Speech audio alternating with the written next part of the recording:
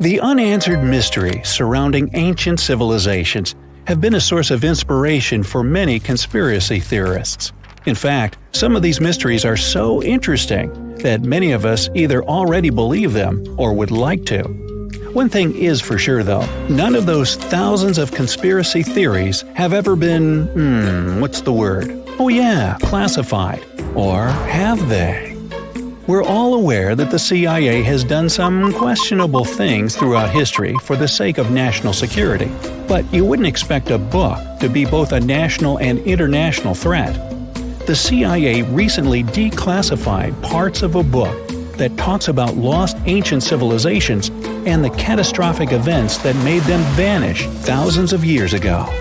This mysterious book was written in 1963 by a guy named Chan Thomas, and it was going to be published by Emerson House in 1965 until the CIA got involved. For some mysterious reason, they classified the book, and it was never released to the public until recently. But here's where it gets interesting. The book was declassified in 2013 due to the Freedom of Information Act, but it wasn't released to the public until 2016. And what was released truly raises a few questions. The original version of this document was 284 pages long, but the PDF essay that was released was heavily censored, with just 57 pages, which makes it 1/5 of the whole document. The pages were edited before they were released to the public in such a way that you wouldn't even notice that the other pages were missing. Now, no one really knows why this book was classified in the first place, but it has some interesting content from what I've gathered. The author of the book had quite the imagination and a huge love for ancient civilizations. And even though what he had to say is very thought-provoking, some of it is just bizarre. He believes that our planet is locked into a never-ending cycle of pole shifts and Earth crust displacements that are responsible for the mass extinctions of many civilizations which existed more than 6,000 years ago, even before the Sumerians. He believed that these events caused more damage to the Earth than meteors, and he bases this theory on a few artifacts that exist around the world, but weren't really noticed until recently. But I'll get into that in a bit. Those mass extinctions that the book talks about include the end of the Ice Age, when huge 2-mile-thick ice sheets disappeared from northern Europe, Northern America, and Canada, and caused 100 species to go extinct. And here's how the author illustrates his hypothesis. He believes that there was a geomagnetic pole shift which caused catastrophic changes to both the atmosphere and the Earth's crust, resulting in the extinction of many civilizations over time. Now, even though the geomagnetic pole shift is a real thing, it doesn't just happen overnight. It happens really slowly, only about every few 100,000 years, according to scientists. But it's a bit more complicated than it sounds. It is a well-known fact that the North Pole is somewhere above Alaska, and the South Pole is close to the middle of Antarctica. Now, these are the geographic poles, and they'll always be north and south. However, the Earth's magnetic poles flipped a few 100,000 years ago. So if you had a compass, let's say 700,000 years ago, it would instead point south and show you the Antarctic. But the author of the book has a different theory. He believed that the flip of the north and south magnetic poles doesn't happen every few 100,000 years, but every 12,000 years, and that this flip occurs in just a few hours, causing a catastrophic apocalypse. He thinks this happens as a result of an explosion inside the Earth's core. This explosion causes the magnetic poles to flip, but it also causes the Earth's crust to move. According to the book, due to these catastrophic events, a lot of the Earth's continents that were submerged underwater rose above sea level in just a few hours. Now, here's where it gets interesting.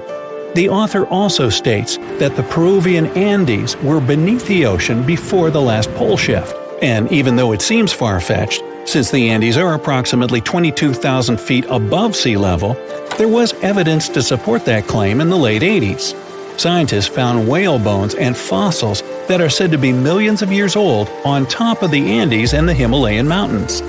It's also suggested in the book that the deep freeze the Earth went through during the Younger Dryas event caused the Gulf Stream to be disrupted. and he points to some interesting evidence to support that theory. Frozen mammoths were found trapped in blocks of ice with food still in their mouths. Now, this is a true mystery, because freezing cold weather is in their nature, and they were among the few animals that could truly survive in the Ice Age. So, what could have caused them to freeze so quickly? Kinda makes you go, doesn't it? The document describes the Great Pyramid of Giza as a true enigma as well. The Pyramid of Giza is made out of 2.5 million stone blocks that are placed on top of each other with great precision. It's close to 750 feet wide and more than 450 feet high. To this day, we're still not able to explain how it was constructed, and it's quite difficult to understand the internal design as well. On the inside, the pyramid has no similarities to the other pyramids, and, despite popular belief, there were no mummies found in any of them. If you think that's a bit weird, wait for the next one. There are absolutely no hieroglyphs found in any of the pyramids, and that goes both ways. What do I mean? There are also no pyramids, or anything that resembles a pyramid, in any hieroglyphs either. Mr. Thomas believes that the pyramids were created hundreds of thousands of years before the Egyptians by a civilization that went extinct. Speaking of civilizations, in his book he even mentions the Greeks. He claims that in Greece, there was another ancient race of people that went extinct as well. He claims they were extremely tall with blue eyes and blonde hair, and had access to advanced technology that the Greeks couldn't have known about in their prime. Now, before we drift too far away from the stone blocks, let's talk about another mystery, the temple in Baalbek, Lebanon, and its ginormous foundation blocks. Those stones, which make up the Heliopolis, were also used for the temple in Rome. The foundations of the temples are made of 900-ton trilithon stones, and according to the author, this is proof that there must have been a lost ancient civilization with advanced technology. Now, most archaeologists claim that those stones were made by the Romans. However, there's no evidence to support that. The Romans didn't have the technological equipment to make the stones or lift them. So, you might think, what if they just made them in that place right then and there? Well, those stones were also lifted 30 feet high and were placed next to each other with mathematical precision. And let's not forget about the blocks on top of the Heliopolis in Lebanon, which weigh about 800 tons each. But wait till you hear the next one. The Romans don't even credit themselves for these stones. They claim that they built up the sides, but they don't take credit for the extraordinarily large and heavy foundation stones. The author also makes an interesting point about the distance between the Roman capital and Baalbek in Lebanon. Why would the Romans build the world's largest monolithic stones in such a remote area, and so far away from their capital, and never take credit for it? Well, folks, it's a mystery to me. Now, let's move on to the most intriguing enigma, Easter Island, which is located in the middle of the Pacific Ocean, or nowhere, if you will. The author questions how people found it or even settled in such a remote island that long ago. One of the signifiers of Easter Island are the Moai statues, and the mystery surrounding who they depict and why. What's an even bigger question is how they were created, moved, and positioned in the places they were found. According to this declassified document, Easter Island was part of the now lost continent named Mu, and it was sunk in the Pacific Ocean in a disastrous cataclysm that happened during one of those pole shifts. The continent of Mu, according to the book, was as big as South America, and what we now call Easter Island is just what's left of that continent. The author also believes that this is what happened with the lost city of Atlantis as well. Plato is even quoted about this, saying that the whole city of Atlantis sunk miles beneath the waves within just a day. Even though the whole story sounds very intriguing and makes some interesting points, we know that, scientifically speaking, a cataclysmic pole shift causing entire civilizations to go extinct isn't possible. Now, let's assume that another species, whether humanoid or dolphin-like, could have existed millions of years ago. How do we find their traces? There was a Doctor Who episode about a non-human industrial civilization on Earth that existed long before us. These reptiles, called Silurians, were forced deep underground by a catastrophic rise of temperatures on Earth. and there they thrived for centuries. That inspired scientists to create the so-called Silurian hypothesis. If there was an advanced civilization before us, we should find their traces somewhere. Well, let's try. Climatologist Gavin Schmidt and astrophysicist Adam Frank decided to dive into this themselves. Like us, any technologically advanced civilization would be hungry for energy, so they looked for global effects that would leave a widespread mark. For example, hints of large-scale industrial processes, like plants and factories, and their leftovers. Then comes the question of how long these civilizations would last. If they existed for a long time, we should look for long-lasting signs, like residues from burning fossil fuels, mass extinctions, synthetic chemicals not found in nature, and even traces of nuclear fission. Basically, we should search for the same kinds of things that humans are currently leaving behind as evidence of our activities. Unfortunately, this evidence isn't that easy to find. Let's imagine an unsettling scenario if humanity suddenly disappeared. Even though it seems like we've left a lot of changes on our planet, the future civilization millions of years from now would struggle to find any remnants of our existence. Why? Well, our planet has existed for 4.5 billion years. Complex life on Earth has existed for more than 400 million years. Compared to that, our industrial period only lasted around 300 years, and we haven't left any significant traces. Our record of Earth's history is full of gaps, especially the further back you look. The fossil record captures only some things, being very selective and incomplete. On average, one fossil emerges every 10,000 years, and dinosaur footprints are even rarer. Mountains rise, oceans change, and plate tectonics can easily wipe out evidence of entire civilizations. After a couple of million years, chances are any physical signs of a civilization would disappear. In order to find at least something, we have to look for things like odd sediment patterns or unusual isotopic ratios. Also, fossils mostly form in water, leaving us in the dark about creatures on land or in the jungles. So even if there was a technologically advanced society millions of years in the past, and even if they were far more advanced than us, we might struggle to find any clues of its existence. Frank and Schmidt try to understand how we could ever hope to spot signs of them. Discovering actual cities would be the ultimate proof of a Silurian-style civilization on Earth. But Adam Frank isn't too optimistic. Even now, our cities cover less than 3% of the surface, making it easy to miss ancient city ruins. Whether a city survives over tens of millions of years depends on whether the land around it is sinking, getting locked into a rock, or rising, getting worn away by rain and wind. So places like the French Quarter in New Orleans might have a better shot of making it into the geologic record than, say, Haight-Ashbury in San Francisco. When it comes to finding artifacts, the odds are pretty slim as well. No prehistoric iPhone would survive millions of years, fancy glass or not. Finding their fossilized remnants might be a bit more promising, but it's still tricky. Considering modern humans have only been around for about 100,000 years, it's quite possible that we might overlook any traces of an earlier advanced species. There is one thing, though. We could stumble upon their traces in rocks. Our current chaotic era might leave a distinct mark on the Earth's geological history, especially since we're basically experiencing PTM 2.0. I'll get to that in a moment. So they try to look at the changes in the carbon cycle. Humans have been releasing a lot of fossil carbon since the 18th century. This leaves a special mark in the carbon isotope ratio, like a signature that shows the difference between carbon in living things, such as seashells, and carbon in lifeless volcanic rock. Scientists also look for signs in the way sediments are arranged.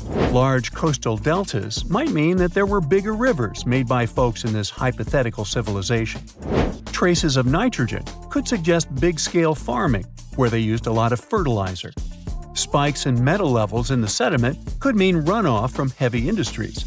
Of course, a single find like that wouldn't tell us anything. Schmidt says the key is to look for multiple signs together. Without clear artifacts, the uniqueness of an event might show in various clues rather than a set of changes linked to a single cause. On a quest for Silurian-style clues, scientists even decided to check the Moon. Some astronomers find it surprising that no one has looked into this before. They even joked about the possibility of dinosaurs building rockets and leaving traces on the Moon or other celestial bodies. These astronomers think that Earth-like planets tend to erase signs of civilizations on their surfaces. So they're exploring the wild notion that these beings might have been space travelers. In that case, remnants of their technology, known as technosignatures, could be lurking not only on our Moon but also on asteroids, or even buried on Mars. There they might endure for millions or even billions of years. Unfortunately, so far, despite digging into the past 380 million years and examining all suspicious events, the researchers haven't found a clear match for a technological civilization. They don't give up, though. Frank calls for more investigation. For example, we could study how modern industrial chemicals stick around in ocean sediments. This, he believes, could help us identify similar chemical traces in the Earth's history. If there are no traces, why do we even bother to find something like that? This research is based on Schmidt and Frank's recent papers. They were delving into the Anthropocene. It's the proposed epoch, dominated by human activities on Earth. It's full of these things called hyperthermals. They're prehistoric events when temperatures on Earth sharply increased over a relatively short time. They're like extreme heat waves from the past. A great example of this is the Paleocene-Eocene thermal maximum, or PETM for short. It happened around 55.5 million years ago and saw a rapid rise in global temperatures. Over 200,000 years, the average temperature on Earth jumped from about 9 to 14 degrees Fahrenheit. We studied these hyperthermals to understand how they occurred, from natural causes or human activities. So, these hyperthermals sparked the genesis of Frank and Schmidt's research. To study them, scientists started examining chemical signals and tracers left in rocks. When doing that, Schmidt and Frank uncovered some eerie parallels between all the climate issues we have today and past periods of rapid temperature shifts. There's a close similarity between the PETM and other hyperthermal events.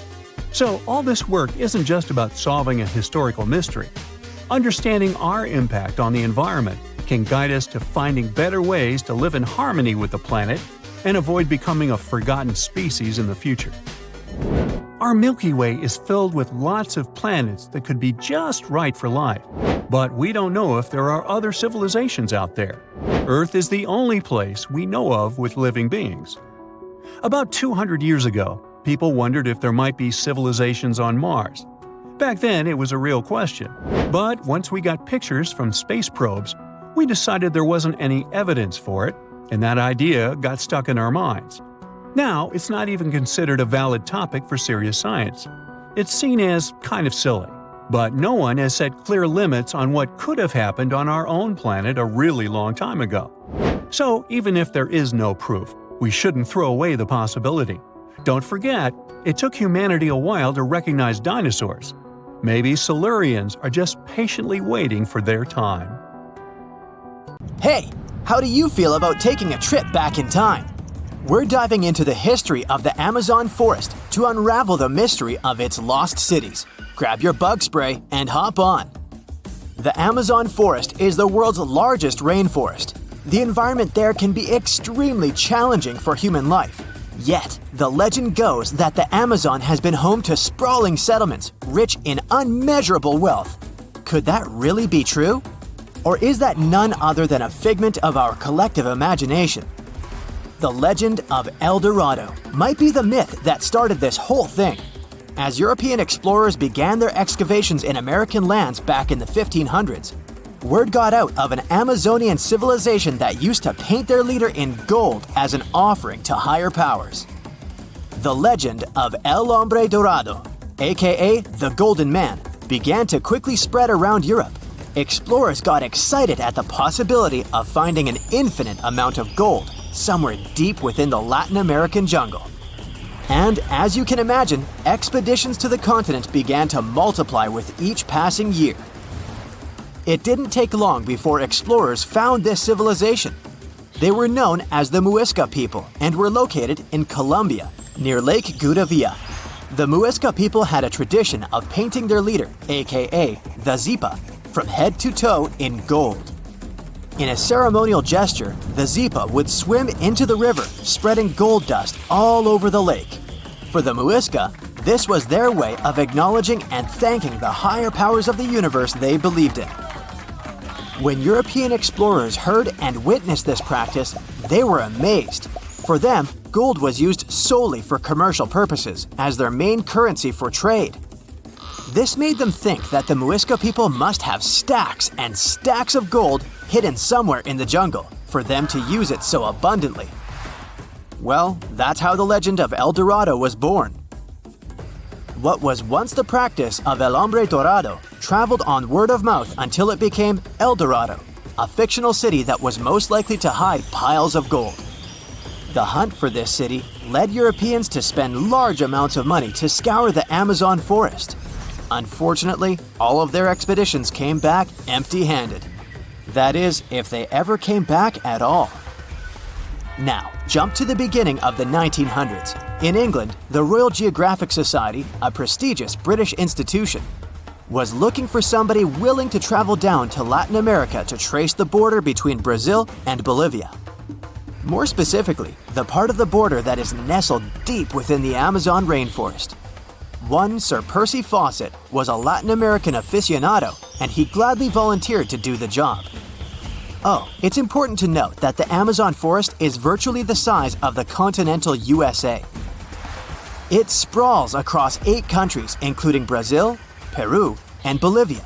And trust me, getting around is no easy feat. The jungle is covered in dense vegetation, and in addition to that, it's home to insane predators such as anaconda snakes, panthers, crocodiles, piranhas, and so on.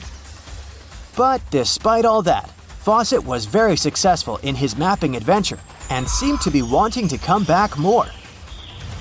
Back in England, Fawcett would scour diaries from other explorers hoping to learn more about the ancient Amazonian civilizations. He would read about the Incas and the Mayans and the great empires they built. He believed that if the Incas were capable of building empires that stretched over 2 million square miles, this could mean that other Amazonian civilizations could have thrived there too. During his research, Fawcett came across a report from a 16th century explorer. The report told of a city deep within the Amazon forest that held unimaginable quantities of minerals. A town that stretched for 15 miles without any space from a house to house. This report fueled Fawcett's imagination to a new extreme. From then on, he became obsessed with finding what he called the lost city of Z. Over years, Fawcett searched the Amazon forest, usually looking for stone ruins that could possibly indicate human settlements. On his later expeditions, he focused on exploring the state of Mato Grosso in central Brazil. He would travel from Europe and into the lower region of the Xingu River. The trip to the Xingu would take him around 14 days on foot. Then, he would set sail in small wooden boats accompanied by local indigenous leaders that knew the region better than anyone. How he communicated with the indigenous population is still a mystery, since they only spoke in local dialects. Some scientists believe that this could have been the real reason why he never found the city. They believed he wasn't able to communicate what exactly he was looking for. And this was not his greatest difficulty. As we've said before, Amazon is not a kind place for its visitors. In his diaries, Fawcett tells of encounters with a 60-foot-long anaconda, which he bravely survived. He writes of endless sleepless nights and waking up with his hands and feet swollen from mosquito bites. Some of his peers said he was invincible and tireless, but the day came during his 8th expedition when he didn't make it back home. Fawcett disappeared without leaving any trace behind. Some even suspect that he was close to reaching his lifelong goal. On the day of his disappearance, he sent an optimistic letter to his wife saying there was nothing to fear, and that he was setting out on a certain final search. Fawcett's failed attempt to find ruins seemed to support what had become a consensus among experts at the time, that this rainforest was too inhospitable to support large, complex societies, let alone cities. experts were convinced that the Amazon's lost cities were nothing more than fiction. That is, until the 1960s, when modern research began to find evidence that suggested otherwise. Scientists discovered patches of extremely fertile soil. They called it Black Earth. And apparently, they found lots of it in the Amazon, especially alongside rivers. Further research even showed that such soil was created by human waste or the intentional burning of forests, which adds nutrients to the soil below, which could only mean bingo! The discovery of Black Earth was the evidence that large-scale agriculture was possible and probably did exist amidst the Amazon, confirming that settlements could have formed there after all. In the 1990s, along the Xingsu River in Brazil, a team of archaeologists from the University of Florida made a remarkable discovery. Working alongside local indigenous people, they found very long ditches. After mapping them, they realized that these ditches were a sign of a big settlement. They were remnants of carefully designed walls centered around a plaza. Some were roads that led to more settlements. In fact, just this part of the Amazon, about the size of New Jersey, was once a network of dozens of settlements that experts believe could have been home to at least 50,000 people between 1250 and 1650 CE. Other discoveries were possible thanks to LiDAR imaging, a type of technology that allows researchers to take satellite pictures of the forest's ground without having to step inside of it. A network of trenches in Acre, Brazil, dates back to 200 to 1200 CE. These suggest settlements that could have supported 60,000 people. Other images from near the Xingdu River suggest cities that could have housed about 50 million people. These were the lost cities of the Amazon. Believe it or not, these images suggest that Fawcett was very close to a major discovery. He was looking for the ruins in the right place, but he was looking for the wrong thing. Unlike cities such as Cusco, which used stone as their primary material, Amazonian settlements used wood and earth to build their cities. These materials are highly deteriorating and probably decomposed over time. Finding them required a bit more technology than what Fawcett had available at his time. Now, how about some surreal hidden places to check out? Grab a flashlight and your backpack, and bon voyage! The trip starts in the mountainous country of Switzerland. You travel to the town of Waltensburg in the eastern part of the country. It's raining and it's very cold, but you still make your way to the bottom part of a mountain, where your first adventure awaits. After climbing up high in the mountains, you see a strangely shaped castle. To get there, you must walk up an extremely narrow pathway. Don't look down, you think to yourself. You tighten the straps of your backpack and manage to walk along the pass. Standing at the door of the castle, you really can't believe what you see. A 13th century fortress built entirely of stone. Today, all that is left of Krafenstein Castle is mainly its ruins, but their condition is good enough to get an idea of what the place looked like back in its glory days. You take your time to explore the castle inside, but honestly, this place gives you the chills and you're ready to move on. The next place on the list is Turkey. A plane and then a car ride later, you arrive in the city of Çorum in the northern part of the country. On the outskirts of Çorum, you find a valley filled with old, overgrown mountains and see the beginning of the trail you're about to hike. The way is extremely steep, but it leads to a secret door carved in the mountain. Congratulations! You've just arrived at Kapilikaya. The huge door is a massive arched stone that blocks the entrance to a hidden building. Experts think it has existed since the 2nd century BCE. Unfortunately, the huge door won't open, so what's hidden inside is a mystery today. It's guessed that there is a room inside. Some locals say there's a treasure hidden there too, but until today, no one has managed to enter the place to check. Okay, it's time to get moving before night falls. Next, you get the unique opportunity to travel to Ethiopia. Wandering around the city of Lalibela, you stumble upon a huge pit carved in the ground. You approach it carefully, and soon enough, you see a magnificent terracotta building, so richly detailed it leaves you mesmerized. But that's not all. There are 10 other pits just like this one, hiding King Lalibella's 12th century buildings. All 11 constructions are different from one another, yet share a similar recognizable style.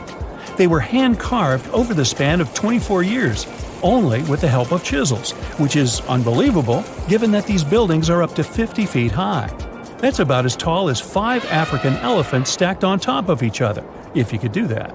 This unconventional way of construction made them entirely monolithic, meaning they were carved out of just one gigantic piece of rock. Pretty impressive, huh? Once you leave Ethiopia, you grab a flight to southern Italy, right there on the tip of the boot. No hiking is needed here. Whew! Your friend takes you to a site called Sassi di Matera.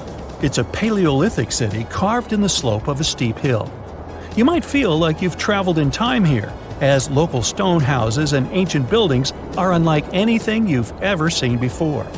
The site, also known as De Sassi, is suspected to be one of the first human settlements in Italy, dating back to over 9,000 years ago. Wandering around the town, you might get invited inside one of the cave-like houses.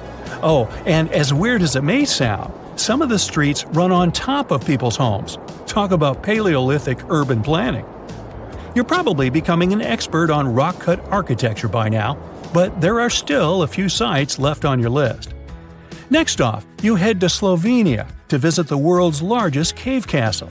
This medieval castle was built on top of a 400-foot-high cliff and was designed to be impenetrable. Luckily for you, security is much more relaxed today. Still, if you're looking for a more challenging and less touristy way inside, you can get into the castle through one of its many underground tunnels. They were built over 800 years ago for the owner of the castle. He needed secret passageways to sneak supplies. Today, Prajama Castle is both enchanting and mysterious. I'd say it depends on whether it's a warm sunny day or a cold stormy night.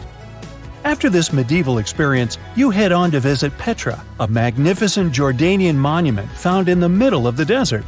To get around here, you'll need a large supply of water and sunscreen because it's going to get hot. But this site is worth it. The city of Petra is a marvel of the ancient world.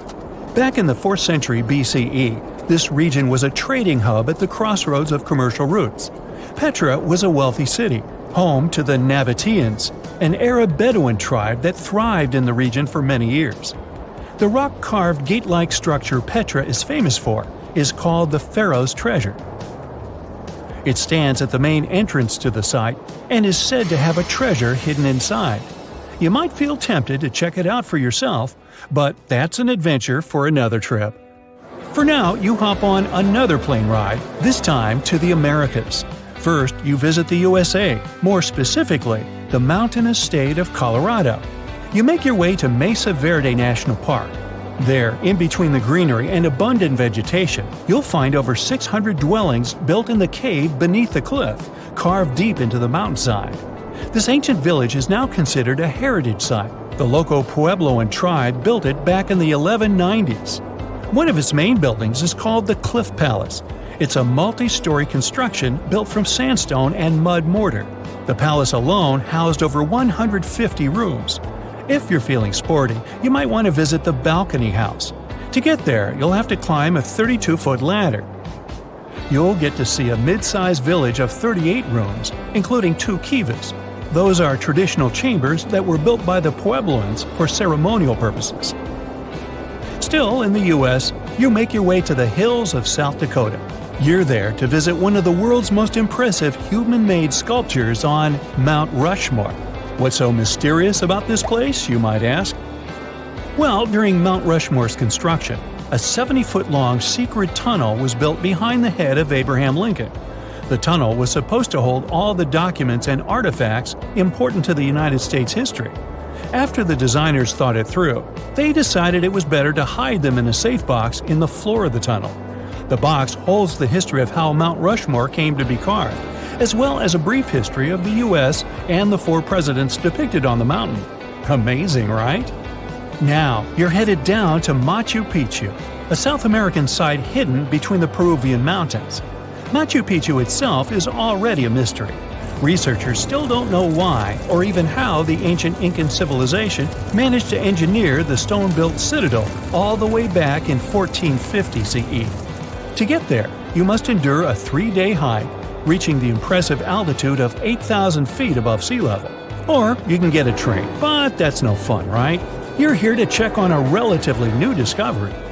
Back in 2010, French engineer David Crespi was taking measurements of the Inca ruins when he noticed a door he had never seen before. It was sealed off by stones. He went back to the site a few months later with an electromagnetic scanner. The scanner, which could detect objects behind walls, showed there were copious quantities of metals behind that sealed door. The researcher contacted the Peruvian authorities requesting to remove the rocks, but they didn't authorize it. As of today, the door is still locked. Whew, this trip was long, wasn't it? Make sure to get some rest, Indiana Jones. Antarctica. It was once a green land full of dinosaurs, but now it's a frozen continent bigger than that of the US that doesn't belong to anyone. It isn't hard to find. Wherever you go, just go south until you get to the big icy thing at the south pole of our planet. It lies within the Antarctic Circle, and it's the largest single mass of ice on Earth. The continent is bigger than the US and even bigger than all of Europe. And still, Antarctica was officially discovered recently. Scientists hadn't known of its existence until 1820. After the discovery, it took another 2 decades to confirm it was a whole new continent, and a few more decades after that to decide on a name. In Antarctica, anti means the opposite. So Antarctica literally means the opposite of the Arctic. Now, even before scientists discovered the land, ancient Greeks already theorized that there must be a southern continent to balance out the Arctic in the north. Also, some scientists who studied Polynesian artwork and oral history believe that Polynesians found the continent over a millennia before the Europeans did. Anyways, today we all know of this icy land at the South Pole. Because of its location, there are just 2 seasons there, summer and winter, and both last 6 months. In summer, it's a bit warmer, and the continent exists in pure daylight. And in winter, it's dark all day long. 98% of Antarctica is ice. This continent alone stores 60% of the planet's fresh water. And yet, despite all those water reserves, Antarctica is the biggest desert in the world. By definition, a desert is an area with sparse vegetation and little snow or rain. Notice that plenty of sand isn't a necessary condition here, even though the continent does have some sand and even sand dunes. It also gets a lot of wind. Antarctica is the windiest continent on Earth, and wind speeds can reach 200 miles per hour. That's even faster than hurricane winds. The little snow the land gets never melts. It just builds up over time, for centuries and millennia. So there's a thick ice layer there. This makes Antarctica full of hidden secrets. There's a whole new world underneath its ice.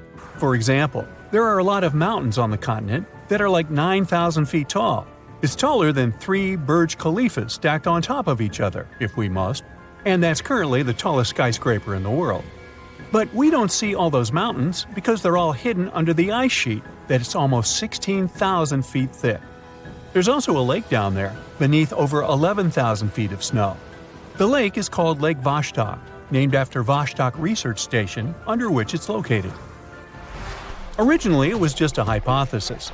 Over a century ago, a scientist suggested that the huge pressure created by tons of ice could decrease the melting point of ice in the lowest layers of the ice sheet, creating liquid water, which could form a lake.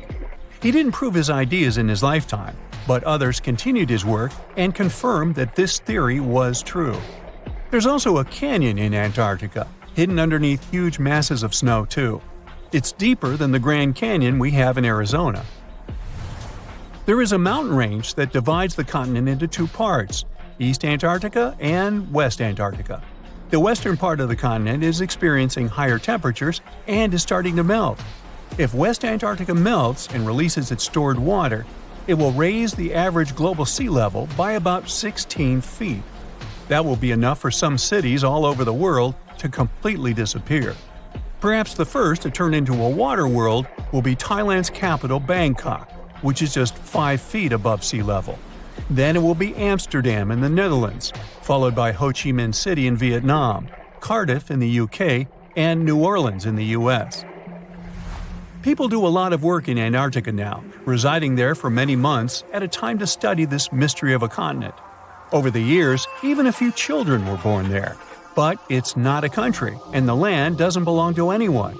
It's governed by the Antarctic Treaty System, an agreement of peaceful research and collaboration that suspends all territorial claims. It was first signed by 12 nations, and now there are 59 supporters, half of whom have decision-making powers. The continent is occupied all year round by researchers from all over the world. There are about 5,000 people living there in summer and about 1,000 in winter. Yet no one is a permanent resident there. People come and go, and the scientists take turns spending time there. The average yearly temperature there is -30 degrees. But there was a time when Antarctica was about as warm as Melbourne, Australia is today. It was about 40 to 50 million years ago. I wasn't around then. But the continent had green forests and dinosaurs roaming its land, chilling in the sun in a 63-degree Fahrenheit environment. That was before penguins. In our age, it's so cold that you won't even find any trees or bushes in Antarctica, just the snow. The only plants that can thrive in such extreme temperatures are lichens, moss, and algae.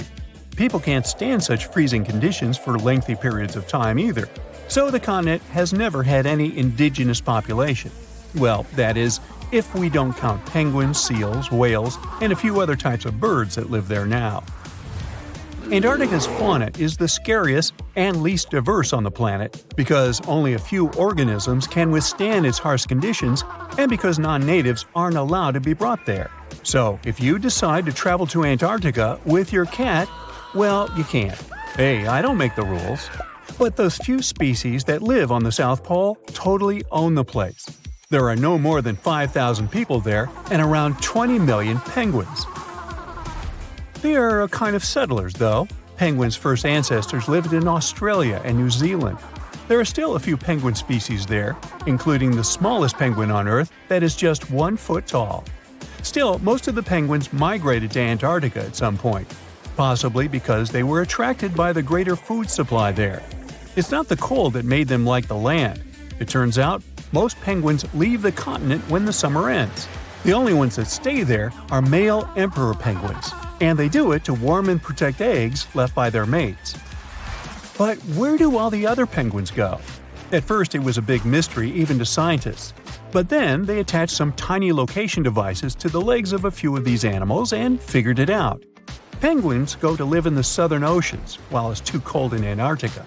None of them go ashore for half a year until they get back to the continent. When they come back, it's when those eggs, left for male penguins to nurture, start hatching, and so penguin families can be together when it happens. Penguins eat different fish, and the ocean is full of those despite its cold temperature. In some areas, water can reach below freezing temperatures because it's salty. But fish don't freeze there because they have antifreeze proteins in their bodies. Then there are also about 1 million seals in Antarctica. They like fish too, and they can hold their breath underwater for 2 hours. They see way better underwater than in the bright light of the day, and they also use their whiskers to locate food. Their breathing holes in the ice can freeze while seals are away, and they must use their teeth to make a new one. Seals can even sleep underwater and then resurface occasionally to get some air without waking up. I can appreciate that. At some point in its long and very interesting history, our dear planet Earth was sort of snoozing, just doing its planetary thing, spinning around the sun. And then, bam! Life starts getting fancy. Plants and animals start strutting their stuff, showing off their complexity. Fast forward a bit, about 65 million years ago to be exact, and a cosmic disaster strikes, or at least that's what we presume. An asteroid probably smashed into Earth, wiping out the dinosaurs and other big animals. We can't pinpoint specifics about the asteroid, but we do know that it was extremely large and it crashed into our precious planet, creating a dusty mess that settled everywhere. You can still find remnants of that dust layer in sedimentary rocks today. If you dig beneath it, you'll uncover a whole bunch of fossils. These prehistoric creatures were living it up before the asteroid crashed the party. Think of it as the planet going on a cleaning spree, leaving a bunch of empty spaces waiting to be filled. And guess who took the opportunity? Mammals! These furry little critters were the ones to rise to fame. But why is it that this disaster became such a great opportunity for mammals? It's pretty simple, actually. With no big bullies around, they grew, multiplied, and had a population expanse. All kinds of mammals joined to fill in the blanks. Primates, rodents, basically, the whole furry gang. We're talking about placental mammals, marsupials, and even egg-laying mammals, adding some serious variety to the mix. We like to think of primates as our closest relatives here on Earth. What's their story? Well, around 63 million years ago, just a couple of million years after the dinosaurs' final dance, the primates decided it was time for a family reunion. They split into two groups, the dry-nosed primates, who became the cool monkeys and apes we know today, and the wet-nosed primates, who went off to become lemurs and aye-ayes, hey-hays. The fun didn't stop there. About 58 million years ago, the dry-nosed primates began their own little mission. One special guest called the tarsier, arrived on the scene, featuring big eyes that were perfect for late-night shenanigans. This tarsier took a different path from its primate relatives, embracing its unique niche and evolving separately. To this day, the tarsier is the only primate that feeds exclusively on meat. These little guys have a taste for insects, small birds, rodents, and even lizards. But that's not all that makes them unique. Their eyes are twice the size of their brains. Also, their heads can do a full 180-degree spin, just like an owl. Because of their features, the tarsiers are the true kings and queens of the night. With their superpower of ultrasonic tracking, they can spot their prey instantly. Plus, their legs and feet are like springs ready to launch them into action. They've got this special ankle bone called the tarsus, which gives them those epic leaping skills. Hence the name, if you were wondering. But let's leave these little critters to rest and get back to our story, shall we? About 55 million years ago, the Earth cranked up the heat, literally. This sudden hot pod was a bit too much for many deep ocean dwellers and plants to handle, and they bid their farewells. But hey, every goodbye is an opportunity for something new, right? The oceanic mammals known as cetaceans, saw their chance and took it. They splashed into those empty niches, becoming the rulers of the sea. In this category of creatures, you can find the blue whale and the dolphin. A special primate guest made an appearance around 47 million years ago. Scientists now affectionately call the fossil of such a creature Ida. This little wonder caused quite a stir, initially hailed as the missing link in human evolution. But here's the hilarious part. It turned out Ida was not one of us dry-nosed primates, but a cheeky wet-nosed one. Moving forward to 40 million years ago. This is when another big event happened in the primate world. The New World monkeys, our distant cousins, decided to take a different path and branch off from our lineage of Old World monkeys. They packed their bags and set off to conquer South America, where they're still living it up today. What's the difference between the two, you might ask? Well, one crucial thing that sets them apart is the fact that the Old World monkeys had nostrils that pointed downwards. Around 25 million years ago, another troop of apes entered the scene, and these guys had something special, the lack of a tail. These unique creatures would go on to become our closest relatives. We're talking apes and great apes, the cool gang who share a whole lot of genetic similarities with us. The first ape to break free from the monkey madness was the gibbon. About 18 million years ago is when this little acrobat swung into the picture. A few million years later, the great apes made their grand entrance too. Orangutans were the pioneers, venturing into the wilds of southern Asia.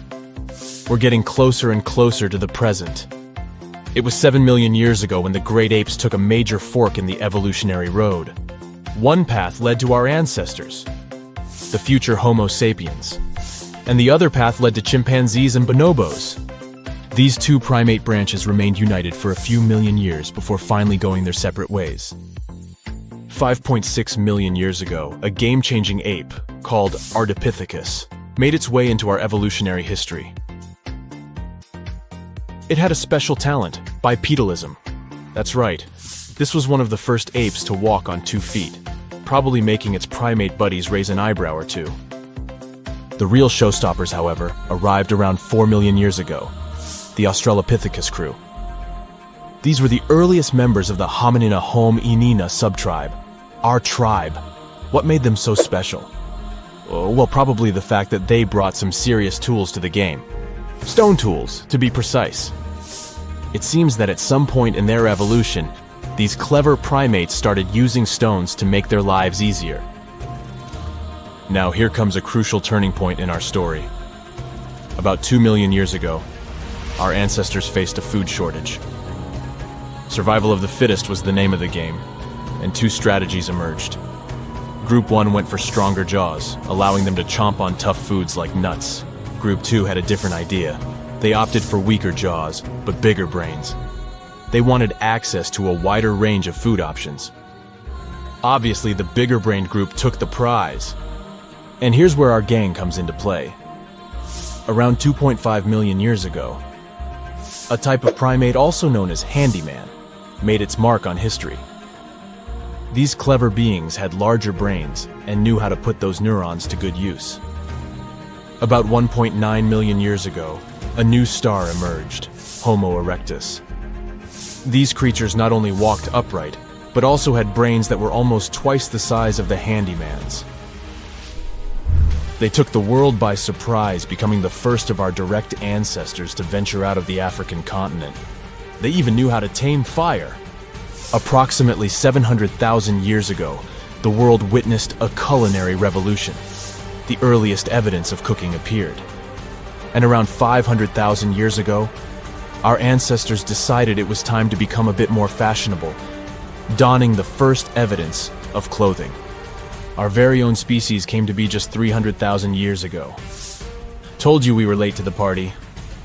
But the world was never the same after the appearance of Homo sapiens, the anatomically modern humans. Alongside our other relatives, we emerged, ready to conquer the world with our innovative minds and complex societies. The exact path of our evolution remains a bit of a mystery. But what we do know for sure is that Neanderthals joined the party around at some point too. As Homo sapiens flourished, so did our capacity for language. Modern speech is believed to have emerged almost hand in hand with our species. We started expressing ourselves, sharing stories, and shaping the world with our words. So, there you have it. It took 13.8 billion years of cosmic history for humans to make their entrance. Think about it. 99.998% of the time since the Big Bang, we weren't even around. Our species, Homo sapiens, is the toddler of the Earth's family, existing for just the tiniest fraction of the universe's timeline. Yet, in this blink of an eye, we've managed to unravel the entire story that led to our existence. The story won't end with us. It's an ongoing saga, still being written with every passing moment. Whoa, there could have been more human species throughout history than we used to think. In one place in East China, Hualongdong, scientists found the remains of a human who lived around 300,000 years ago. They found a jawbone and parts of the skull. They carefully studied these bones to compare them with the bones of other ancient and modern humans. The remains themselves weren't that unusual. We know our human family is really diverse and has been around for millions of years. You know our ancient relative called Australopithecus, right? These fellas lived in different parts of Africa, and they were known for walking on 2 legs, just like modern humans. But their brains and some other parts of their bodies made them more similar to apes. Their teeth are a good example of how they were like a mix of apes and modern humans. Their canine teeth were smaller than those of apes, but their back teeth were still larger than ours. There were different types of them. You can recognize some Paranthropus because of their big jaws and teeth. One of the most famous fossils of Australopithecus is Lucy, a lady that's about 3.2 million years old. She was found in Ethiopia. So, we know that our family got pretty big from that point, or probably even before it. But it's always great to welcome some new members, which seemed to be the case with this new discovery. Some parts of these bones look similar to the bones of ancient humans, while other parts look more like the bones modern humans have. For example, the person whose bones they found didn't have a real chin. That means we can't put it in any of the groups we know of, like Neanderthals, or maybe even Homo sapiens. So, might we be missing a branch from the human family tree, or an important step in our evolution? What we're looking at here could be some mix between the creatures that became modern humans like us, and the ones that turned into what we today know as Denisovans. It takes time to figure it all out, though. We hadn't known much about Denisovans either, until we found some of their bones in a cave in the mountains. These bones are really rare, and we only had a few pieces to analyze, but their genes told us a lot more about their past than their fossils. Different kinds of humans lived on this planet, but through time, they spread around. One group started living in Africa. Those are our kind, Homo sapiens. Another group went to Europe. That's how we got Neanderthals. But some of these ancient human groups moved all the way to Asia. That's where we can trace a new interesting kind, Denisovans. It seems they're cousins to both modern humans and Neanderthals. The three species actually shared a common ancestor about 765,000 years ago. It's still not clear why Neanderthals and Denisovans took different paths, but one theory says that it was mostly because the Arctic ice sheet expanded southward all the way to the Black Sea, cutting off Europe from Asia. Life, or better yet, the planet, kept them separated for a very long time. Plus, they kept changing places where they lived all the time, always looking for something better, like every other human species before and after them. But this didn't last forever. Scientists found genes from two groups of Denisovans, one in mainland Asia and the other in a place called Melanesia. So not only did they have different groups within their populations, but it also seems that after thousands and thousands of years of developing independently, the members of these three populations, Neanderthal, Denisovans, and modern humans, somehow met again and spread all across the land. 5% of the Denisovan genome lives not in the area where scientists found their bones, but in people that live thousands of miles away in Southeast Asia, for instance, in Papua New Guinea. But scientists believe that the cave where they found the remains of Denisovans might be as far north as they had lived. It would have been way too cold for them to survive if they had gone further north. From there, they traveled as far south as Indonesia. This was possible because, during their time, sea levels were lower than today.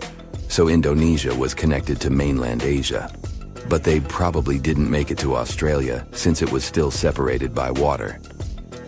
These three groups mixed together too.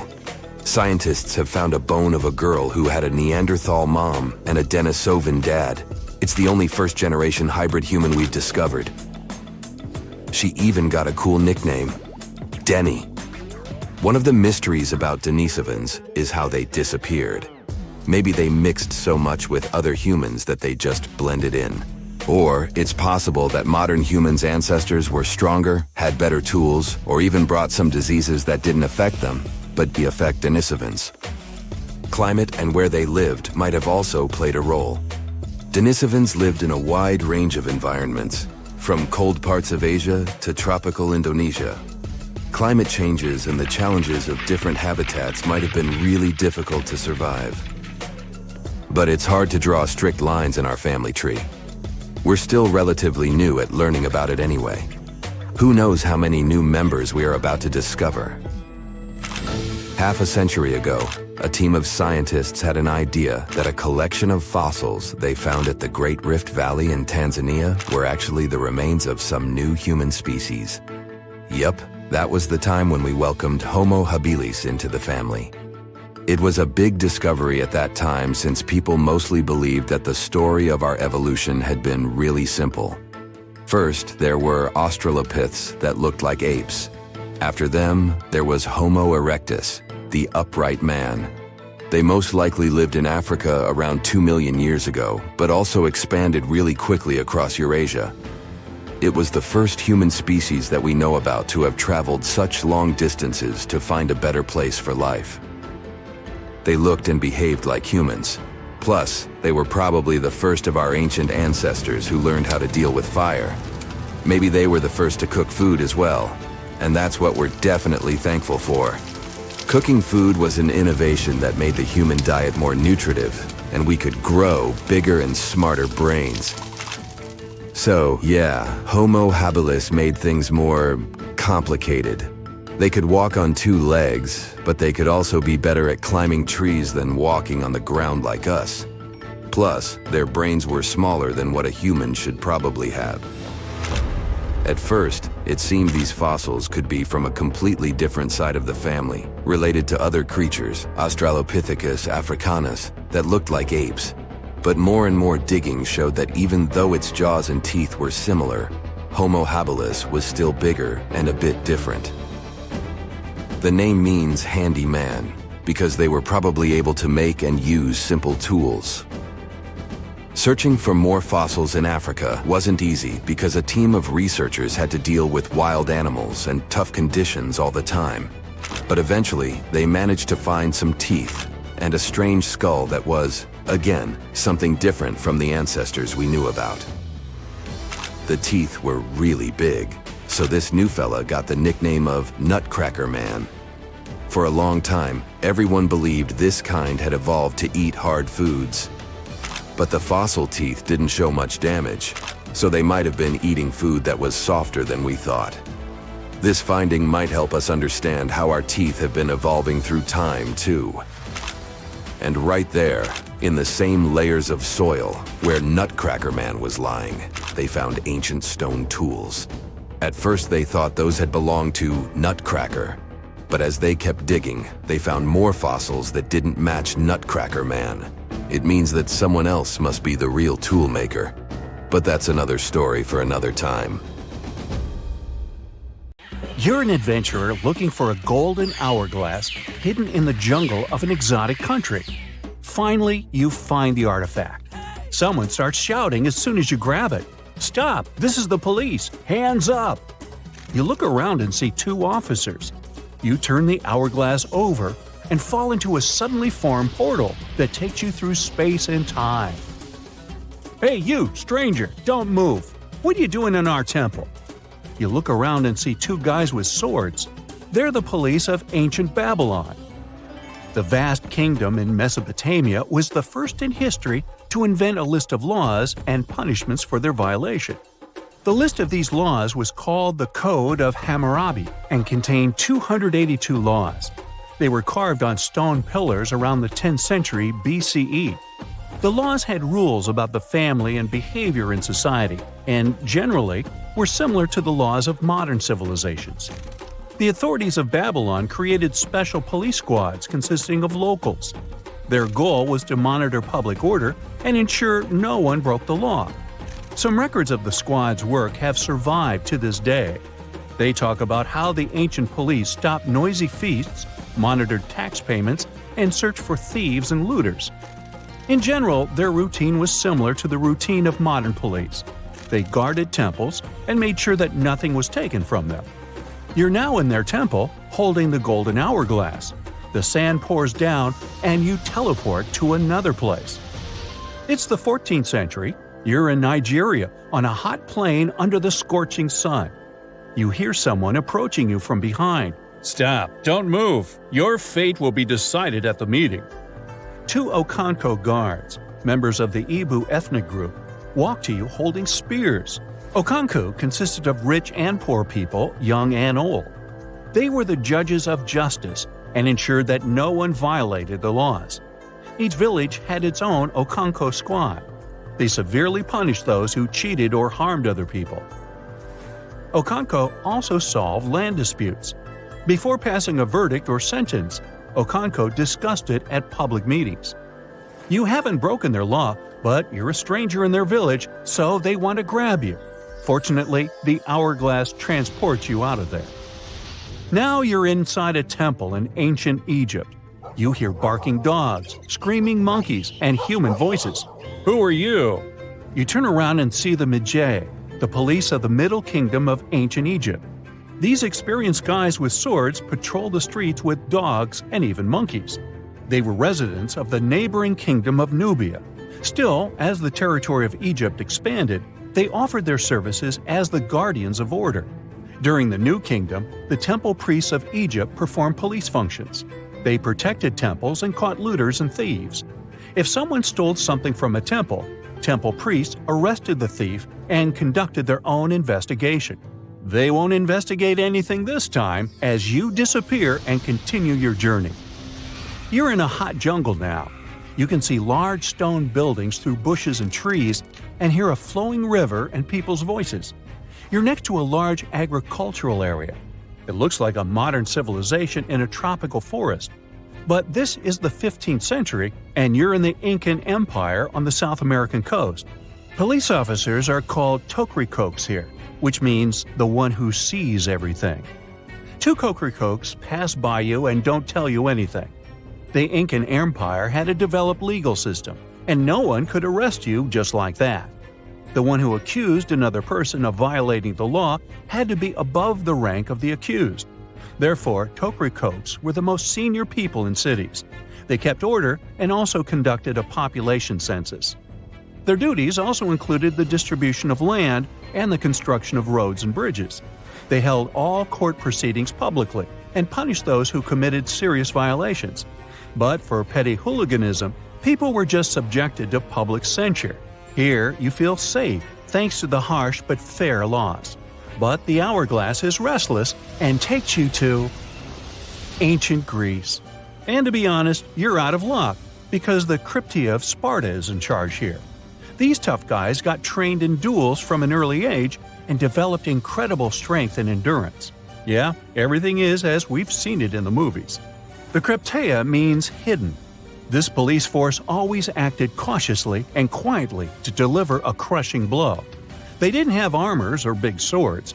They were wearing light clothes and had sharp knives. The Cryptia kept order and made sure farmers paid taxes and shared their harvest. Also, the Cryptia suppressed any rebellions among people. Unlike the people in other countries, the Cryptia worked at night and rested during the day. Well, it's daytime, so no one will arrest you. But if it were night, you would hardly be able to escape from the Spartan police. You teleport to ancient Judea, where a fair judicial system was highly valued. Each city had its judge and 2 trained soldiers under their command. They were called Judean shotarim. These fighters were excellent at archery and sword fights. Their duties included checking and setting market prices and resolving private property and public safety issues. Dogs in every house should be chained, there should be no pits on the street, and the sale of knives and swords should be strictly regulated. Any violation of the law was investigated and dealt with in court. The locals really appreciated this order and paid for it as taxpayers. Now the Golden Hourglass takes you to 15th century West Africa. You're in the Songhai Empire.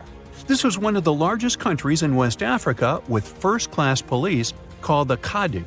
Serious violations were punished cruelly, so people were afraid to break the law. The Kadi were government officials appointed by the king. They decided who to court-martial and who to punish with a small fine. They monitored not only the order in cities, but also the environment of the king. If someone wanted to commit treason or overthrow the ruler, the Kadi found out about it and neutralized the threat. Now you find yourself in a very hot place, but not because the sun is scorching, but because there are flames everywhere. The building you're in is on fire and you don't know what to do. At that moment, 2 guys run inside and pull you out. They just saved your life. Meet the vigiles, the police of the Roman Empire. More precisely, they were firefighters. In 21 BCE, the Roman emperor ordered his subjects to extinguish fires in the homes of the nobility and ordinary poor people. For this, the emperor received praise and decided to create the first public fire service in Rome. The vigiles patrolled the streets and extinguished fires caused by hot weather or hooligans. Soon, the vigiles began to keep order and catch robbers. They wore light armor and had whips and staffs. You don't have time to thank them for saving your life because the hourglass takes you to another era. The Mauryan Empire, which lasted from 321 to 185 BCE, was the first empire of ancient India. You don't have time to do anything as two big guys grab you and blindfold you with a rag. They're taking you to interrogation. Every city in this state had a police chief and his team called Gops. They did all the police work and spied for the emperor. They looked for other spies, registered new visitors, and followed them. They patrolled the streets, kept order, and knew everything happening in the cities. They're going to put you in a cage, but you disappear right from their hands. You've finally returned to the 21st century. There's no more sand in the top part of the hourglass. So you ponder committing a small robbery to see how modern-day police will respond. But then the hourglass reappears and drops you into prison so you can get a close-up view. Then you wake up.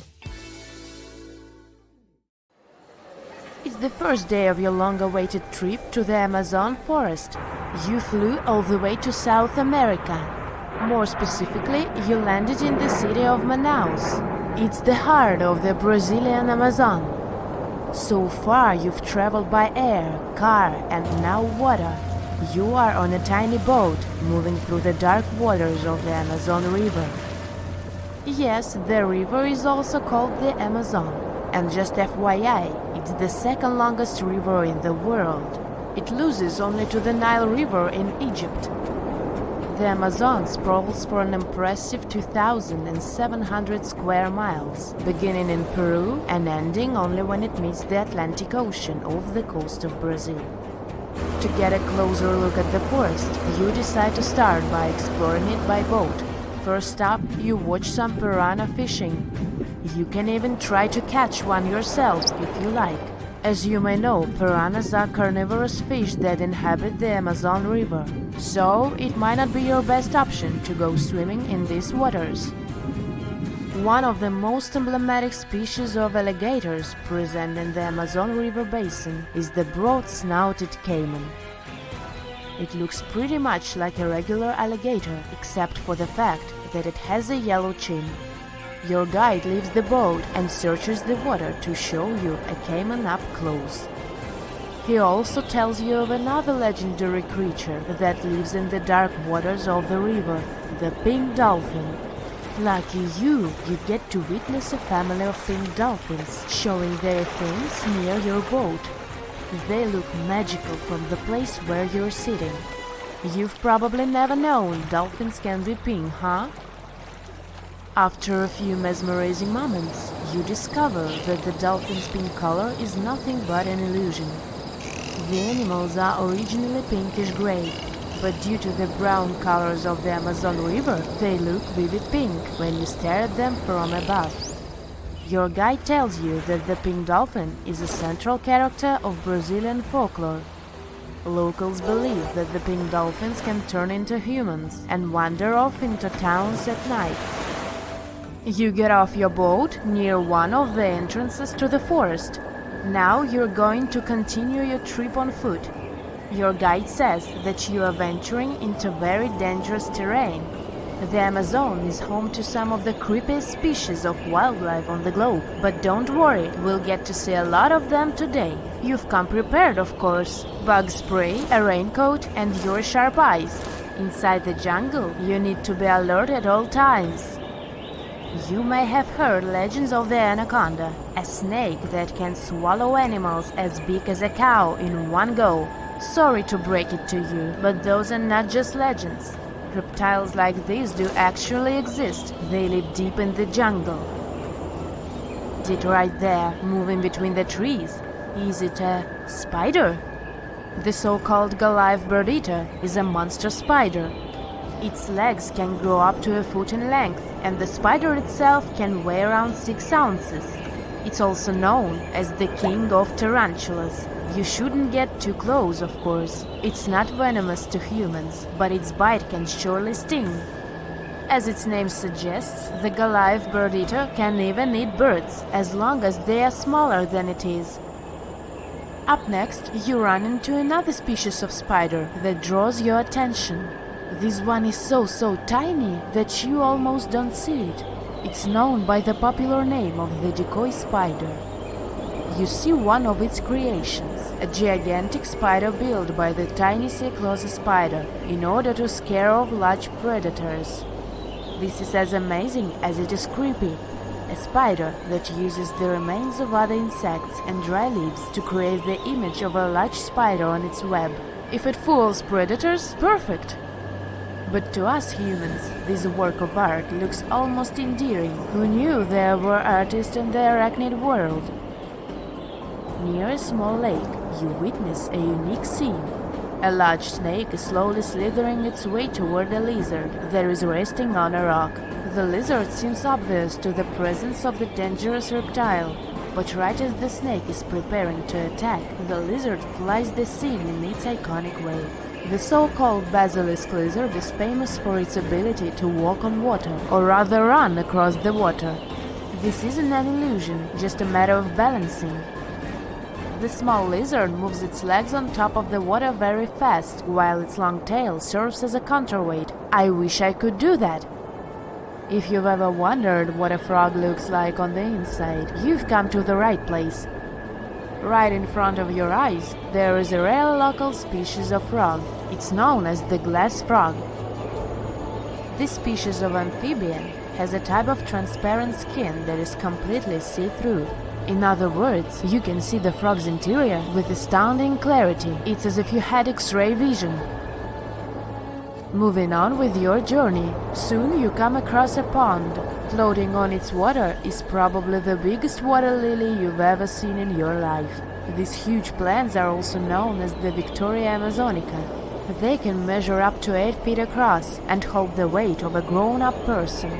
But I wouldn't recommend trying to climb on it if I were you, just cause, you know, it's the Amazon forest we're talking about. The wildlife here is amazing, but the forest itself is also a sight. There are over 80,000 species of plants and trees grown in the Amazon rainforest. In fact, you can find 10% of all the world's wildlife in this jungle. An estimated 400 billion trees grow on the gigantic area the forest occupies. Of course, this place is bound to be biodiverse, right? You won't be able to witness this phenomenon during your trip, but your guide tells you about a unique species of tree that is famous for being able to walk. Yep, you've heard correctly. There are walking trees in the Amazon rainforest. They don't have legs or anything like that, but they do move around in search of better lighting conditions. The Amazon canopy is so thick that only 1% of sunlight can reach the forest floor. Because of this, some trees end up getting less sunlight than others. The so-called walking palm trees seem to be adapted to this situation. They grow new roots, which helps them move for 1 to 2 inches per day. They can walk up to 65 feet per year. Maybe that's what inspired John Ronald Reuel Tolkien to create ants, huh? Those are pretty similar tree beings that roam freely around the world. I kid you not, it's not only wildlife that inhabits the Amazon. Actually, over 30 million people live in the forest. And there are also ancient settlements that scientists believe to have been thriving there. And I'm not talking about El Dorado, that's just a myth. But in 2018, a groundbreaking study showed that up to 1 million people probably inhabited the Amazon between 1250 and 1500 CE. Can you imagine that? Working alongside local indigenous people, researchers from the University of Florida found several mounds in the Amazon. Besides these mounds, they also discovered interesting ditches and geoglyphs. After mapping all of these recurring mounds, scientists understood that this was a sign of an ancient settlement. They found remnants of carefully designed walls centered around plazas. This could only mean that these ancient cities were big and could host hundreds of thousands of people. These findings brought back the idea that the Amazon could have been home to thriving civilizations way before the Europeans arrived there. But rather than cities drenched in gold, they were simply well-developed agricultural societies. The most exciting accidental discovery I've made in my life was a $10 bill in my old winter jacket. Some folks are luckier though, as they find underground cities from centuries ago or make inventions that turn them into millionaires. Velcro was invented after a routine walk in the woods. Kellogg's cornflakes were inspired by a chipped tooth, and Play-Doh saved a business empire from falling by chance. Back in 1998, electrical engineer John Williams found something that looked like an electrical plug sticking out of the ground. He started digging and noticed that it was stuck in a small rock. He found it in a rural location in North America, far from civilization, industrial complexes, airports, factories, and electronic plants. This piece of electronics embedded into a solid granite stone got the nickname Enigmalith and a price tag of $500,000. Some scientists are sure it's a big hoax and not a souvenir left by some visitors from space, as Williams claims. But the finder of the rock wanted to prove that it was a real piece of ancient technology, some sort of an electrical connector. If it's not a hoax, then this little find could be proof that humans, or some other civilization from the past, were way more advanced than we ever thought. They must have managed to invent a way to transmit electricity long before humans in the 19th century. He offered scientists to take a look at this find and establish what it really is without breaking the rock open, but there were no takers. Williams consulted an engineer and a geologist, and both confirmed there were no traces of glue on the electronic component. It hasn't been welded either, so it must be as old as the rock, which is around 100,000 years old, according to geological analysis. Dr. John Kellogg had a philosophy of biological living with regular exercise, massage, plenty of water, zero bad habits, caffeine, and no meat. At the end of the 19th century, he looked over a health institute in Michigan. He once whipped up a mix of flour, oats, and cornmeal. He thought that by baking whole grains at high temps, they'd be easier on the stomach and healthier overall. He baked the mix twice and first made cookies, but a patient chipped a tooth on that version. Then he decided to break it into small pieces. It's hard to pinpoint exactly how Kellogg cornflakes came to be, with so many versions of the story floating around. Kellogg's wife, Ella, and his brother Will both claim they played a role in creating the flakes, along with several other family members and sanitarium staff. The company lore says that it all went down one night in 1898, when some wheat-based cereal dough was left out too long, fermenting in the process.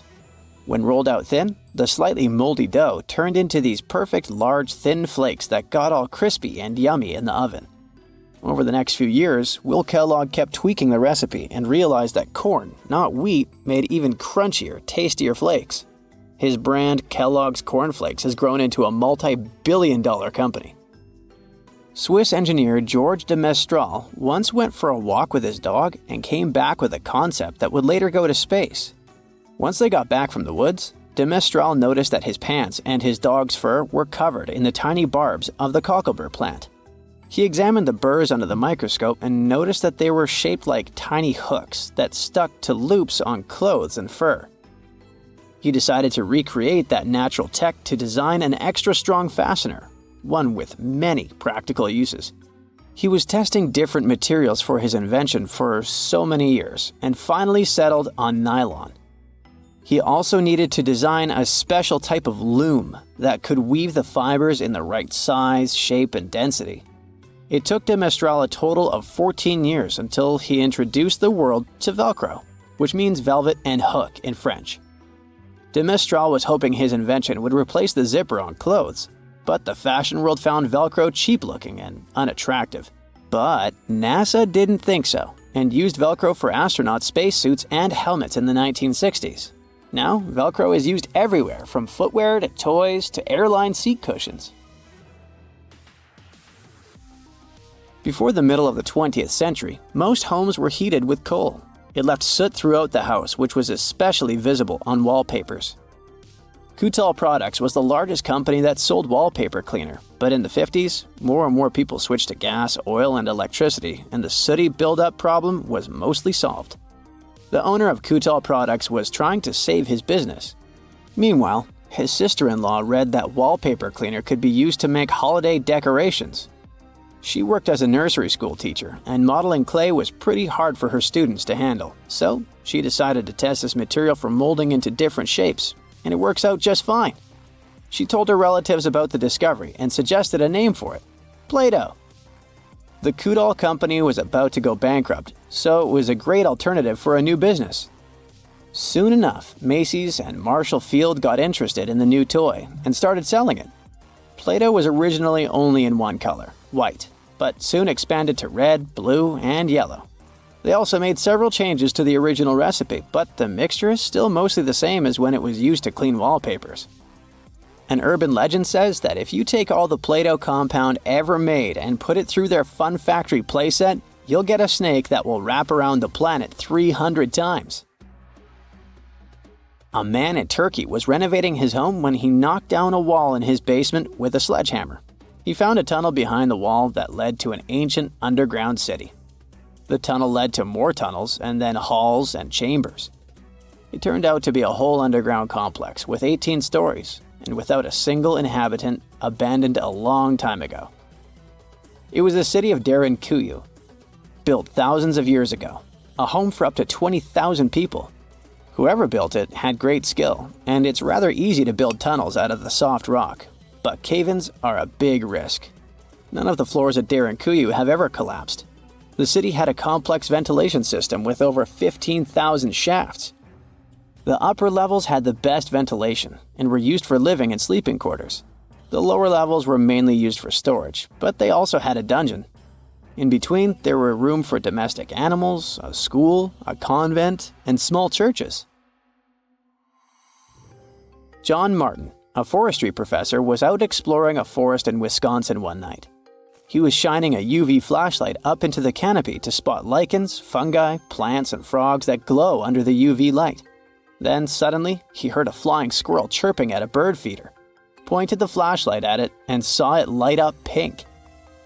The professor told his colleagues about it, and they decided to investigate further. They checked out some flying squirrel skins at museums to see if this pink glow is a common thing among them. It turns out that almost all of the flying squirrel specimens they looked at had the same pink fluorescence. Non-flying squirrels didn't glow at all. Other animals with fluorescence, like puffins and chameleons, glow blue under UV light. The only other mammals with fluorescent fur are around 20 species of opossum. They live in different ecosystems and have different diets. The only thing they have in common with flying squirrels is that they're all active at night. And regular squirrels prefer sunlight. There's enough ultraviolet light in low-light conditions, and nocturnal animals need UV vision. So the pink glow might have to do with nighttime perception and navigation, especially in cold and snowy conditions. Or it could be a way for male flying squirrels to attract prospective mates. It could be a sort of mimicry. Discovering hidden places on our planet is extremely exciting. Today, I'm taking you on a trip that you aren't going to forget anytime soon. But suit up. This is about to get very cold. You hop on a plane and land on the ice-covered island of Greenland. An unbelievable view of the Aurora Borealis, aka the Northern Lights, is greeting you. You can't believe your eyes. Your guide tells you how rare this phenomenon is. Usually, people spend days trying to hunt it down. You feel lucky and take your time to appreciate these beautiful dancing greenish lights. You're glad you brought your camera along, aren't you? Between clicks, you learn that the Aurora Borealis is the result of some rather rough events. This spectacular light show occurs when energy particles from the sun slam into Earth's upper atmosphere. On day 2, you continue to explore the place by air. This may not come as a surprise, but Greenland is one of the world's largest islands. This time, on board a helicopter, you can see the infinite icy landscape. In case you're curious, you're now flying over 656,000 square miles of thick ice. Oh, what's that down there? It looks like a family of polar bears.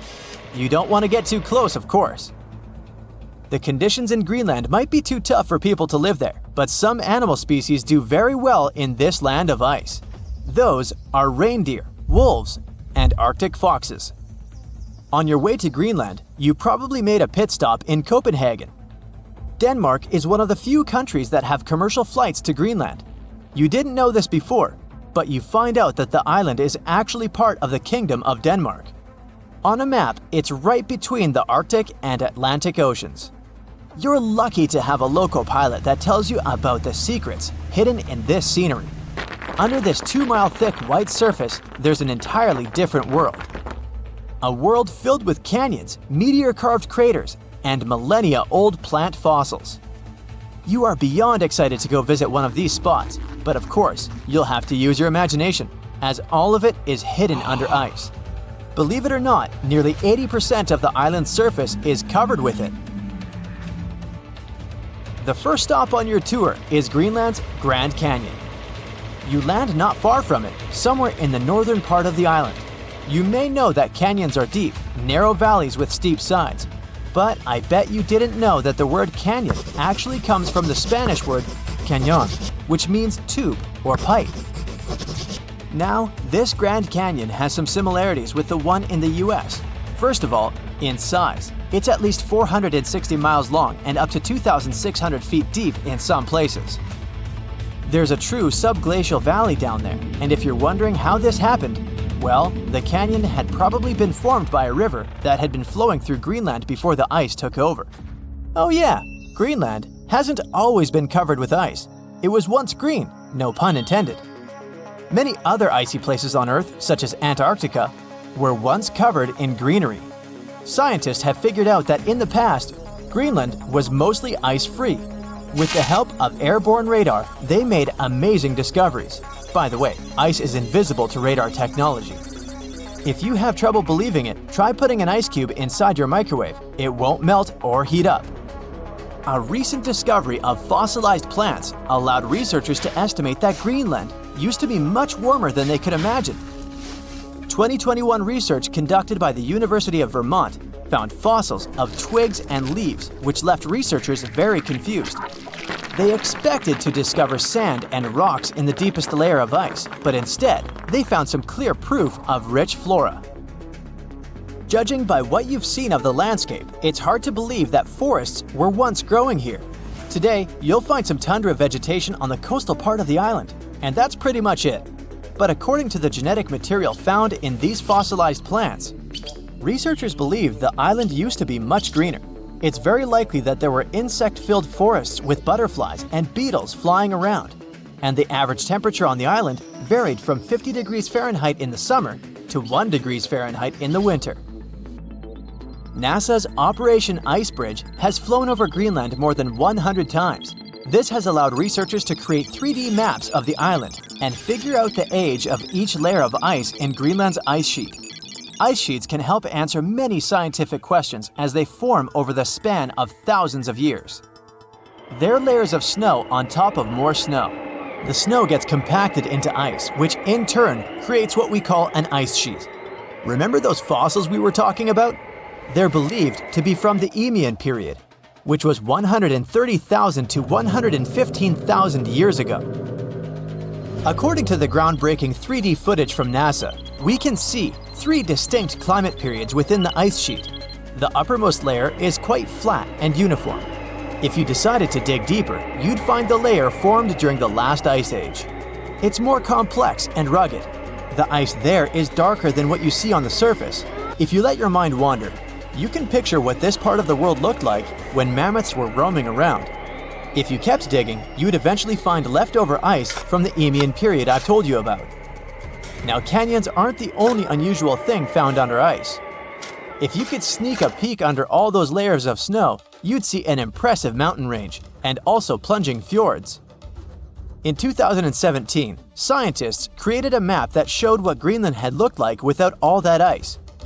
There was a bowl-like depression in the middle of the enormous island. This depression was most likely an ancient lake. Around it, there was a circle of coastal mountain ranges. This scenery probably resembled the landscapes of modern Patagonia. big mountains with snowy tops surrounding crystalline lakes. This ancient lake in Greenland is a wonder on its own.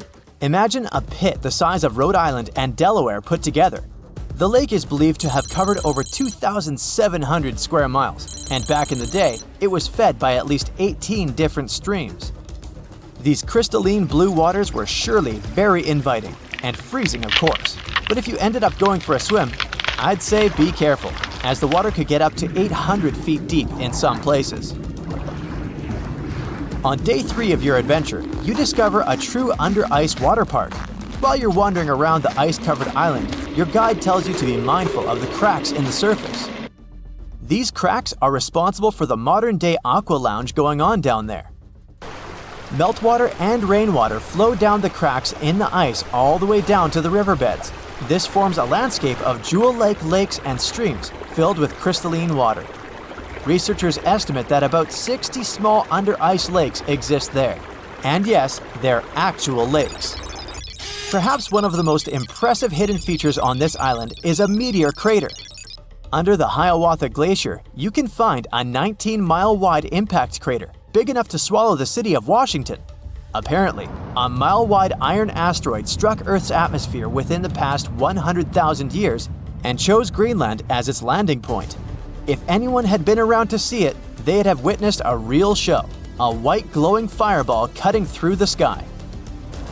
Scientists speculate that if it had landed on an ice sheet, it certainly vaporized both water and stone.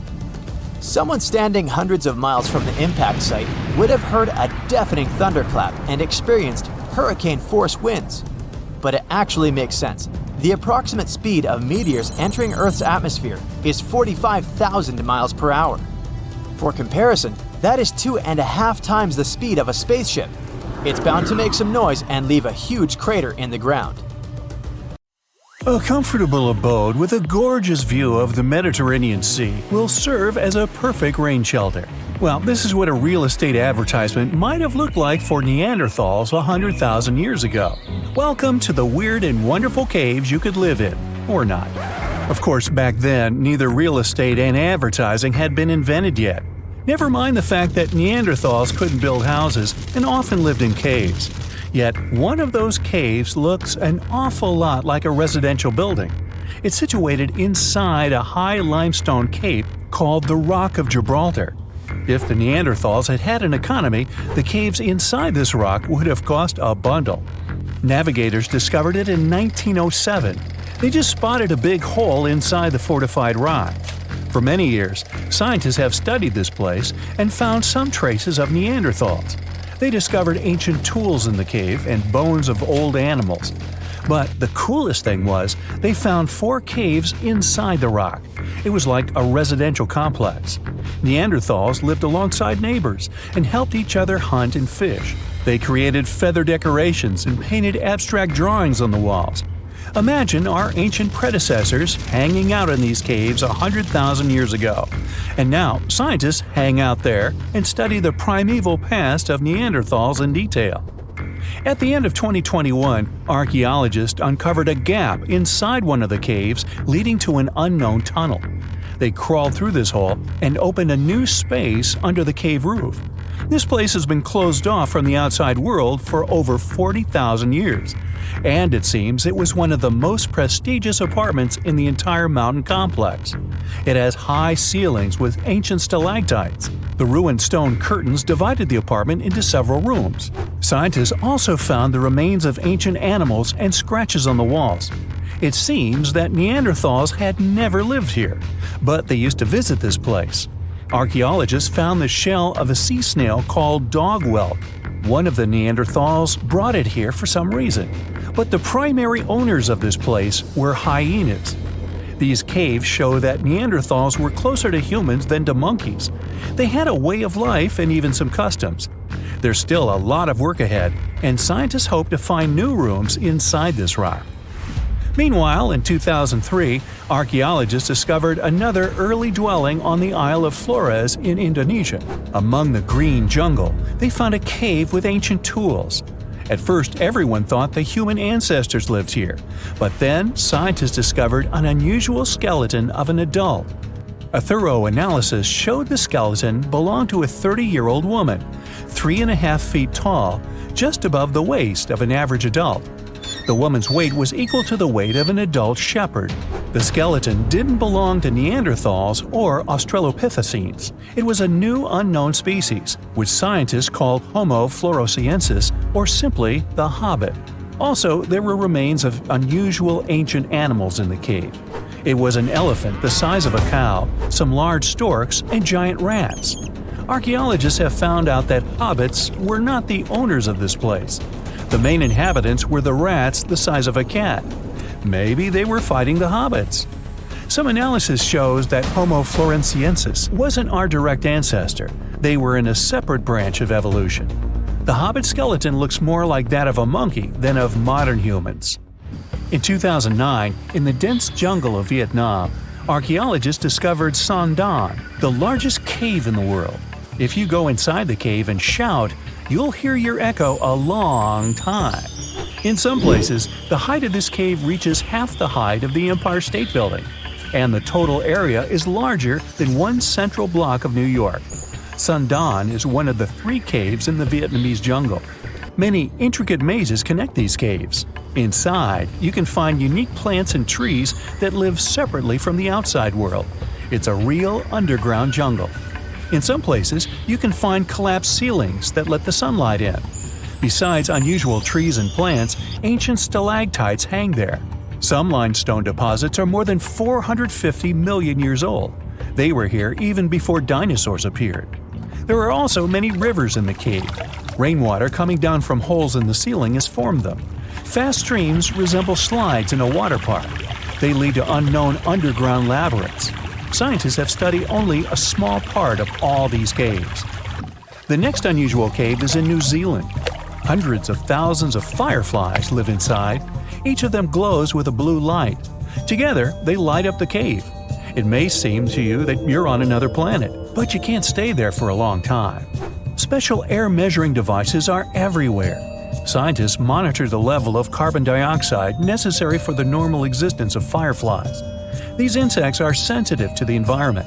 If there are many people in the cave, or they stay there too long, the park staff will ask them to leave the place. It's like you're literally stealing oxygen from the fireflies. We've seen some pretty amazing caves so far, but how about a scary one? We're going to the desert of Yemen's Al-Mara province.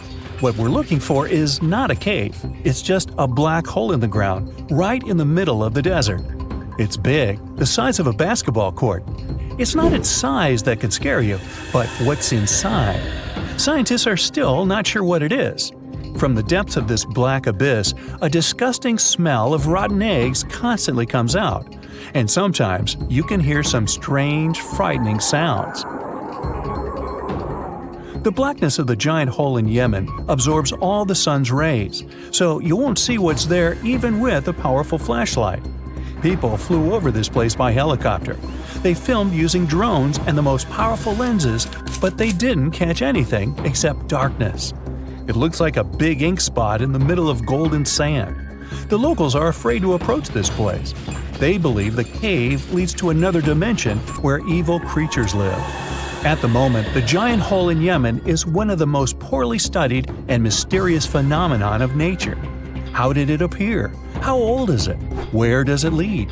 Scientists are trying to find the answers to these questions. There are theories that the hole appeared because of construction work. Geologists drilled the soil nearby in search of minerals. It could have caused fluctuations in the Earth's crust and collapsed the surface. But no one can prove this theory, yet. And now, imagine a place where sunlight has not penetrated for more than 5 million years. There's little oxygen, and it's cold and damp. Still, life is born in this place, not only microbes and bacteria, but also something bigger. The living conditions in this cave are very different from the usual ones, so, in a sense, this cave is like another planet. It's the Movil Cave in the southeast of Romania, near the Black Sea.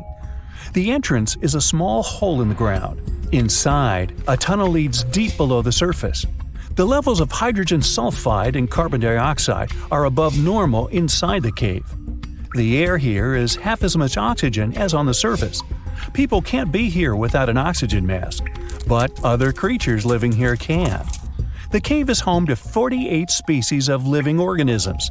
33 of them are unknown. Here you can meet some unusual insects, white snails and white spiders, millipedes with huge whiskers, transparent shrimp, and unique species of leeches.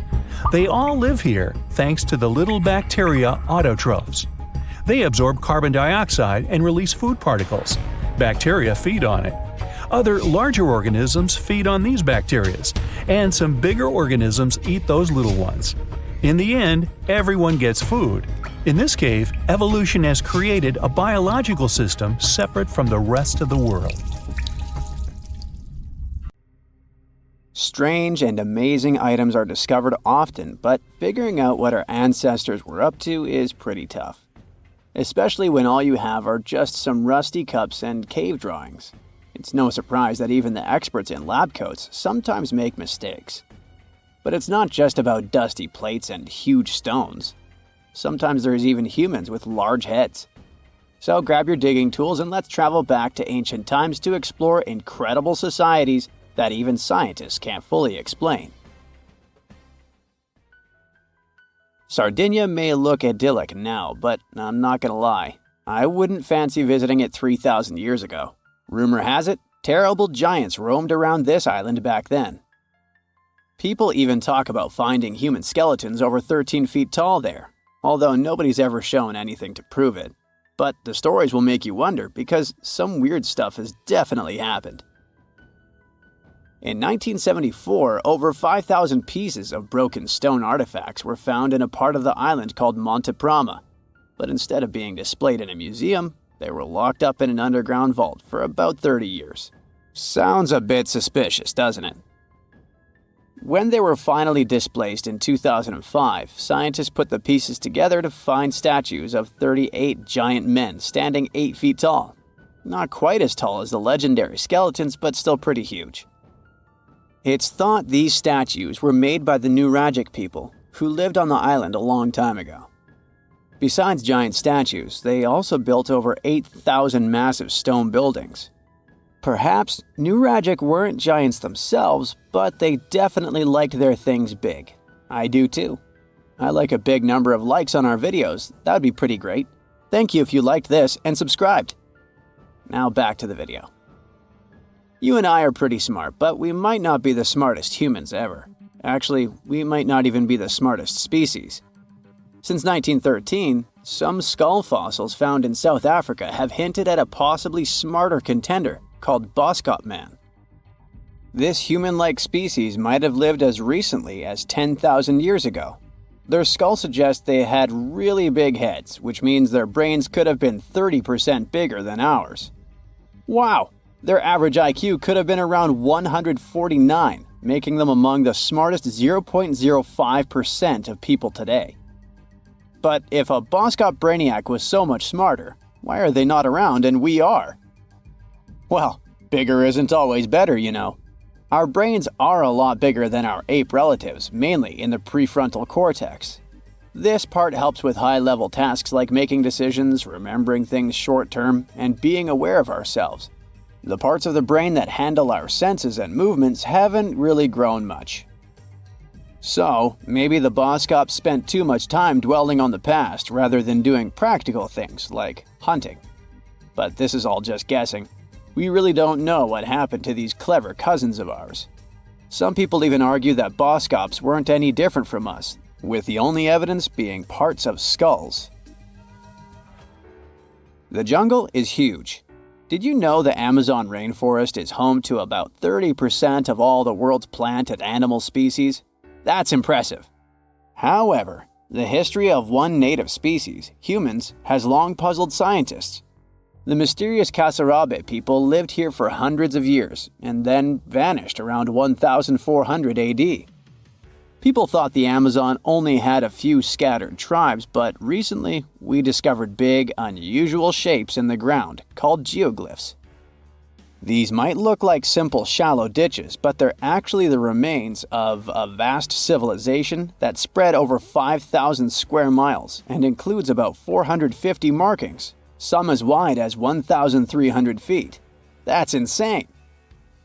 They likely contained ceremonial buildings and could have hosted up to 1 million people as recently as 550 years ago.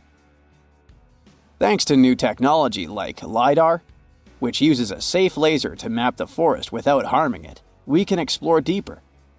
In 2019, some scans showed miles of raised roads and pathways and even pyramids over 70 feet tall. They found 26 separate settlements, 2 of which were at least 250 acres each. Damn, that's like 330 soccer fields. It's not certain what happened to the Kasarabi people. Maybe European conquistadors drove them out. Maybe the most baffling ancient civilization is one we've never actually found a trace of. Yep, I'm talking about Atlantis, the grand city that supposedly sank into the ocean. The first mentions of Atlantis come from the ancient Greek philosopher Plato, who talked about a great city near the Strait of Gibraltar. But for ages, everyone just thought Plato made up Atlantis as a perfect version of his own Athens. So why, about 12,000 years after it supposedly vanished, do we still wonder if it might be real? Well, in the 19th century, U.S. Congressman Ignatius Donnelly wrote a book giving 13 reasons why he thought Atlantis was more than just a myth. Then, in 1965, some folks thought they actually found Atlantis when they discovered the Richat structure, a massive 25-mile-wide dome in Mauritania, Africa. It's so big that you can see the whole thing from space. 2 astronauts flying over the Sahara Desert spotted this giant eye staring back at them and thought they'd made the discovery of a lifetime. Unfortunately, there's no solid evidence linking this structure to Atlantis. It's believed to have formed from volcanic activity about 100 million years ago. But it does look suspicious, doesn't it? Still, we're no closer to knowing the truth. Imagine going back to about 3,300 BCE and finding yourself in South Asia. Welcome to the Harappan civilization. These people were way ahead of their time. They had cities like Harappa and Mohenjo-Daro, complete with baked brick houses, sophisticated drainage systems, and even public baths. This place might have had over 5 million people, making it one of the densest regions at the time. They also invented a system of standardized weights that was incredibly useful for traders.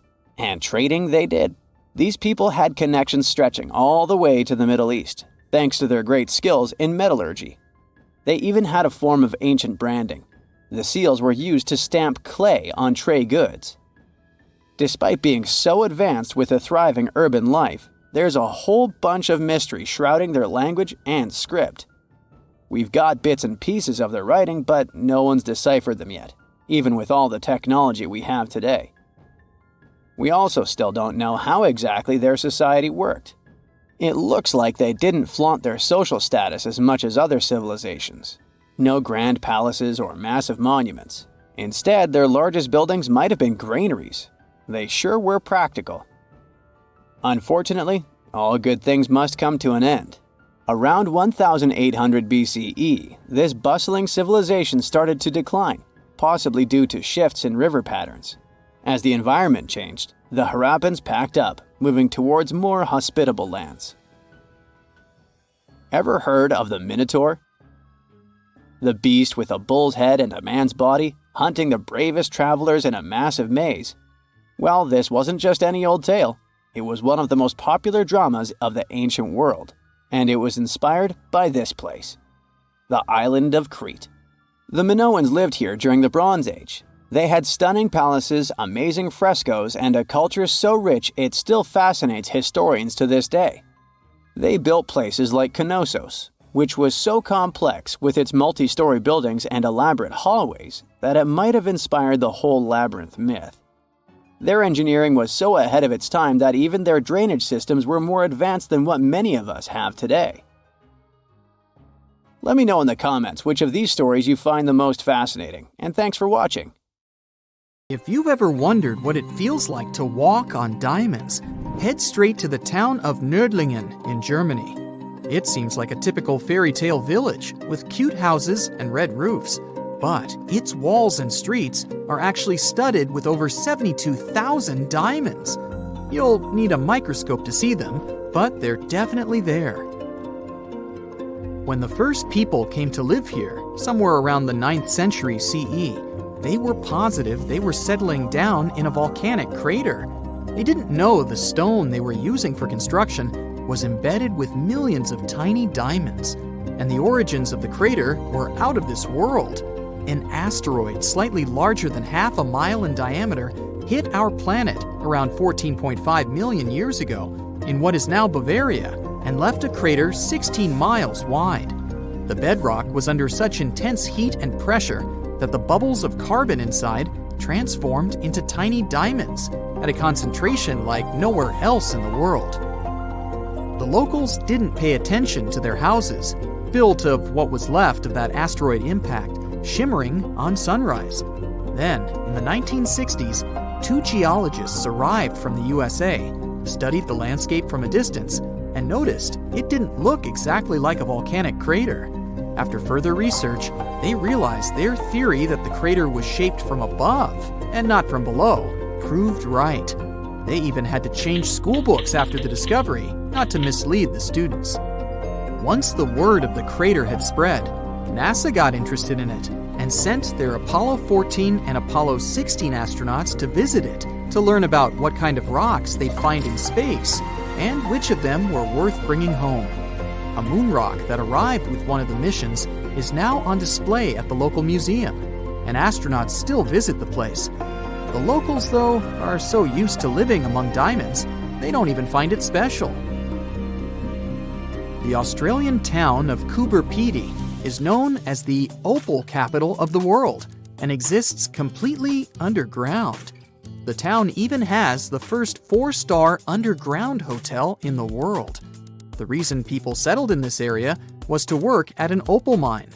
Back in the day, the miners could hardly survive under the burning desert sun, so someone decided to put a tent directly into the mine. Then it turned into a home.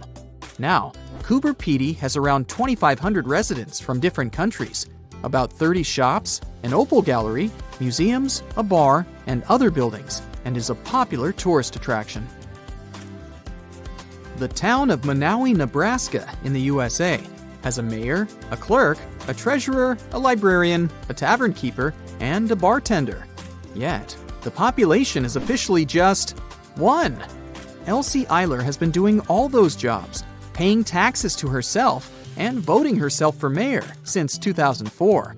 Back in the 1930s, Monowi had a population of 150 people, grocery shops, and restaurants. When farming conditions got worse, people started leaving family by family until it went down to 1 person. If you feel like saving some money on house construction, look up some property in the Spanish town of Centenil de las Bodegas. 3,000 residents live under and into the sides of the Cadiz Mountains and use them as natural walls and ceilings. The first settlers moved in here back in prehistoric times. The rocks keep the houses cool in the summer and warm in the winter. Neft Dashleri in Azerbaijan was built as an oil platform in 1940, directly in the Caspian Sea.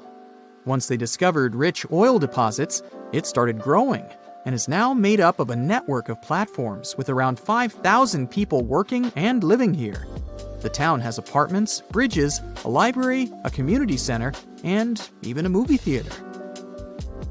The Japanese village of Nagoro has an unofficial second name, the Scarecrow Village. The last children were born here over 20 years ago.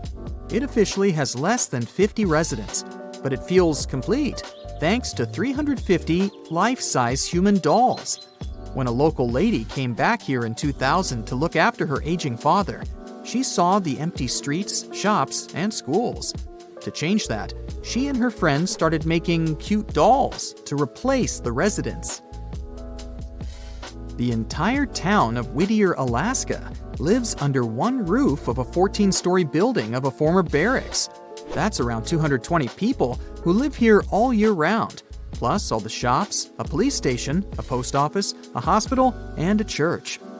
The locals are mostly working in commercial fishing, recreation, and tourism, or for the state ferry and railroad. The idea behind having everyone and everything in one place is to save money on heating in the always cold climate and let the people do all their business inside. This way, they don't have to face the unbearably strong winds.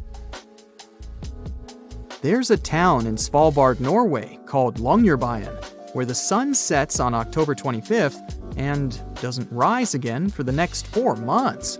When it rises again in spring, the locals gather on the step of an old hospital at 12:15 to welcome the sun and celebrate its return.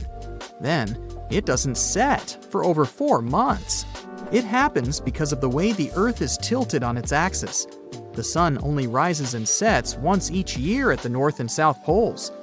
Longyearbyen is the northernmost town in the world, so it gets affected by that. Its residents occasionally see polar bears and reindeer in the streets and get around on snowmobiles. The Italian village of Viganella was built right at the bottom of a deep valley and on the wrong side of the mountains. They cast huge shadows and deprived the village of the sun for the entire winter. The locals used to live like that for centuries, until one engineer decided to build a large mirror high on the opposite slope of the mountain. It's operated by a computer and reflects light on the central square of Viganella for at least 6 hours a day during the darkest months. Santa Cruz del Islote in Colombia is one of the world's most crowded islands, with around 600 residents in a 2.5-acre area.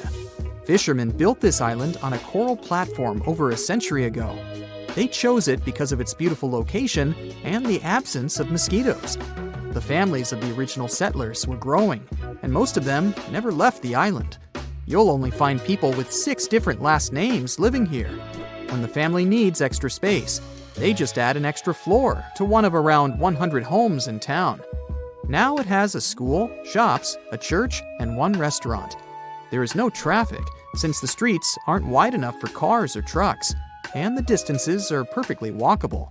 No one on the island locks their doors, because everyone knows each other, and there hasn't been a single crime. Another place where people don't lock their doors is the Shani Shingnapur village in India. In fact, local homes and even shops don't have front doors, keys, and locks, but locals never feel unsafe. Residents believe their village is under the protection of Lord Shani, who will punish anyone who tries to steal something. A legend says that around 300 years ago, after heavy rain and flooding, the locals found a huge rock. The same night, Lord Shani appeared in the dreams of the village head and promised to protect the village if they kept the rock in the village unsheltered. The deity would live on the rock and oversee the village. Once the first bank opened in the village, they added a glass entrance and a barely visible electromagnetic lock with a remote control to respect the tradition. If you're looking for the most relaxed place in the world, check out the Villages in Florida. You can't move here unless there is at least one person over 55 in your home. And you'd have to leave behind any family members under 19. The most popular means of transportation in the villages is a golf cart. There are all sorts of free fun activities for the residents, so it's far from boring. The largest volcanic region on Earth is not in Africa or Japan, but under the ice of Antarctica.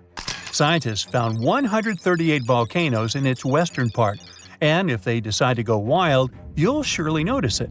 They could melt huge amounts of ice that will move into the ocean, raise its level, and make our planet uninhabitable for humans. But before you pack your things to fly away to another planet, hear me out. Only 2 of the Antarctic volcanoes are officially classified as active now. And it would take a whole series of eruptions, decade after decade, to seriously impact the whole world. Mount Erebus, one of the 2 Antarctic volcanoes currently in action, proudly bears the title of the world's southernmost active one. It has been continuously erupting since at least 1972. It emits plumes of gas and steam and sometimes even spews out rocks, and scientists call it Strombolian eruptions. One of the coolest features is a lava lake in one of its summit craters, with molten material on the surface. Such lakes are rather rare because they need certain conditions to make sure the surface never freezes over.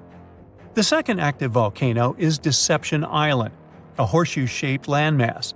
It is the caldera of an active volcano that last erupted over 50 years ago. Scientists who monitor it say it shouldn't go wild anytime soon. Antarctica also has plenty of fumaroles. Those are volcanic vents that release gases and vapors into the air. In the right conditions, they can spew out enough stuff to build fumarolic ice towers up to 10 feet tall. Scientists keep an eye on the Antarctic volcanoes with seismometers that detect when the Earth starts trembling from volcanic activity. Sometimes they also use more complicated tech, but it's all really challenging because of how far away this polar region is and how tricky it is to get there. That's why no one can predict when one of the continent's volcanoes that are now sleeping might erupt. We can guess what this waking up would look like if we analyze the events from nearly 20,000 years ago. So, shall we? One of Antarctica's sleeping volcanoes, Mount Takahe, had a series of eruptions and spewed out a good amount of halogens rich in ozone back then. Some scientists say these events warmed up the southern hemisphere. Glaciers started to melt and help finish the last ice age. For these events to repeat, we'd need a series of eruptions with substances rich in halogens from one or more volcanoes that are now above the ice. It's an unlikely scenario, but since it already happened in the past, it's not completely impossible. As for volcanoes hiding under a thick layer of ice, it looks like their gases would hardly make it to the atmosphere, but they would be strong enough to melt huge caverns in the base of the ice and produce a serious amount of meltwater. The West Antarctic ice sheet is wet and not frozen to its bed, so this meltwater would work as a lubricant and set the overlying ice into motion soon. The volume of water that even a large volcano would generate in this way is nothing compared to the volume of ice beneath it. So, a single eruption wouldn't make a difference. But several volcanoes erupting close to or beneath any of the western Antarctica's big ice streams would. Those ice streams are rivers of ice that take most of the frozen water in Antarctica into the ocean. If they change their speed and bring unusual amounts of water into the ocean, its level will rise. As the ice would get thinner and thinner, there would be more and more new eruptions. Scientists call it a runaway effect. Something like that happened in Iceland. The number of volcanic eruptions went up when glaciers started to recede at the end of the last ice age. So, it looks like, for massive changes, several powerful volcanoes above the ice with gases full of halogens need to get active within a few decades of each other and stay strong over many tens to hundreds of years. Antarctica stores around 80% of all the fresh water in the world, and if they melted all of it, global sea levels would rise by almost 200 feet. And then we'd have to look for a new planet to live on. But this again is an unlikely scenario. It's more likely that the eruptions under the ice will lubricate ice streams and seep water into the ocean, but it wouldn't be the end of the world. A super strong, super angry supervolcano could do it though, and it has already happened in the past. Over 200 million years ago, the world went through a major makeover with not one, not two, but 4 massive volcanic eruptions in huge pulses. The supervolcano called Camp had been erupting over and over for 600,000 years. It all happened in Wrangell, a large chunk of land that used to be a supermassive volcano stretching across what's now British Columbia and Alaska. And it wasn't the lava or the volcanic ash that ruined the environment. The eruption made carbon levels skyrocket. The planet would never be the same again. This volcanic activity might have helped dinosaurs grow from cat-sized critters into giants we saw in Jurassic Park. It kicked off a 2 million-year rainy season. It made the whole world hot and humid, and the dinos just loved it. Researchers dug deep into sediment layers beneath an ancient lake in Asia to uncover these secrets. They found traces of volcanic ash and mercury, clear signs of those epic eruptions. There were carbon signatures showing huge spikes in carbon dioxide levels. It made the atmosphere toasty, and the rain poured down. So the bad news is, another eruption like this could happen. The supervolcano beneath Yellowstone National Park has been sleeping for nearly 70,000 years. But if it wakes up, it would be many times more catastrophic than the eruption of Mount St. Helens in 1980. It's considered the most disastrous volcanic eruption in U.S. history. It followed 2 months of earthquakes and injection of magma below the volcano that weakened and destroyed the entire north face of the mountain. The eruption column went 80,000 feet into the atmosphere and spread ash over 11 U.S. states and several Canadian provinces. The last Yellowstone eruption was 1,000 times greater than that. The ground above Yellowstone sits on a hot spot made of molten and semi-molten rock called magma. This magma stuff flows into a chamber beneath the park, about 4 to 6 miles down, making the ground puff up like a balloon. But then, as it cools down, the ground goes back to its usual state. Volcano watchers have been keeping an eye on this for a century. They noticed the ground lift up about 10 inches around 20 years ago, but since 2010, it's been going back down. The experts say we have no big eruptions on the horizon, so doomsday isn't coming anytime soon. But there's some underground activity going on lately which keeps us interested. Since humans haven't been around to witness every little thing Yellowstone does, it's kind of tough to say for sure what's brewing down there. Yellowstone has had some epic eruptions within the last couple million years. They happen like clockwork, with gaps of 600,000 to 800,000 years between them. The last big one was around 640,000 years ago, and it basically reshaped the entire landscape, spreading ash and debris as far as Louisiana. You can still see the aftermath of the last big eruption in the Yellowstone caldera today. Experts say a massive eruption like the last one is an unlikely scenario. We're more likely to see eruptions of steam and hot water or lava flows. When and with what force it will wake up remains a mystery to scientists. Imagine discovering an ancient city without leaving the comfort of your home. In 1963, a man in the Nevşehir province of Turkey did exactly that. He was renovating his house. He knocked down a wall in his basement and found a mysterious room. He continued digging and saw a tunnel. This is how Derinkuyu underground city was found. Derinkuyu is one of the deepest multi-level underground settlements of Cappadocia and in all of Turkey. This engineering masterpiece has 8 levels. The inhabitants living on those floors had access to cellars, storage areas, chapels, a school, a study room, and other structures.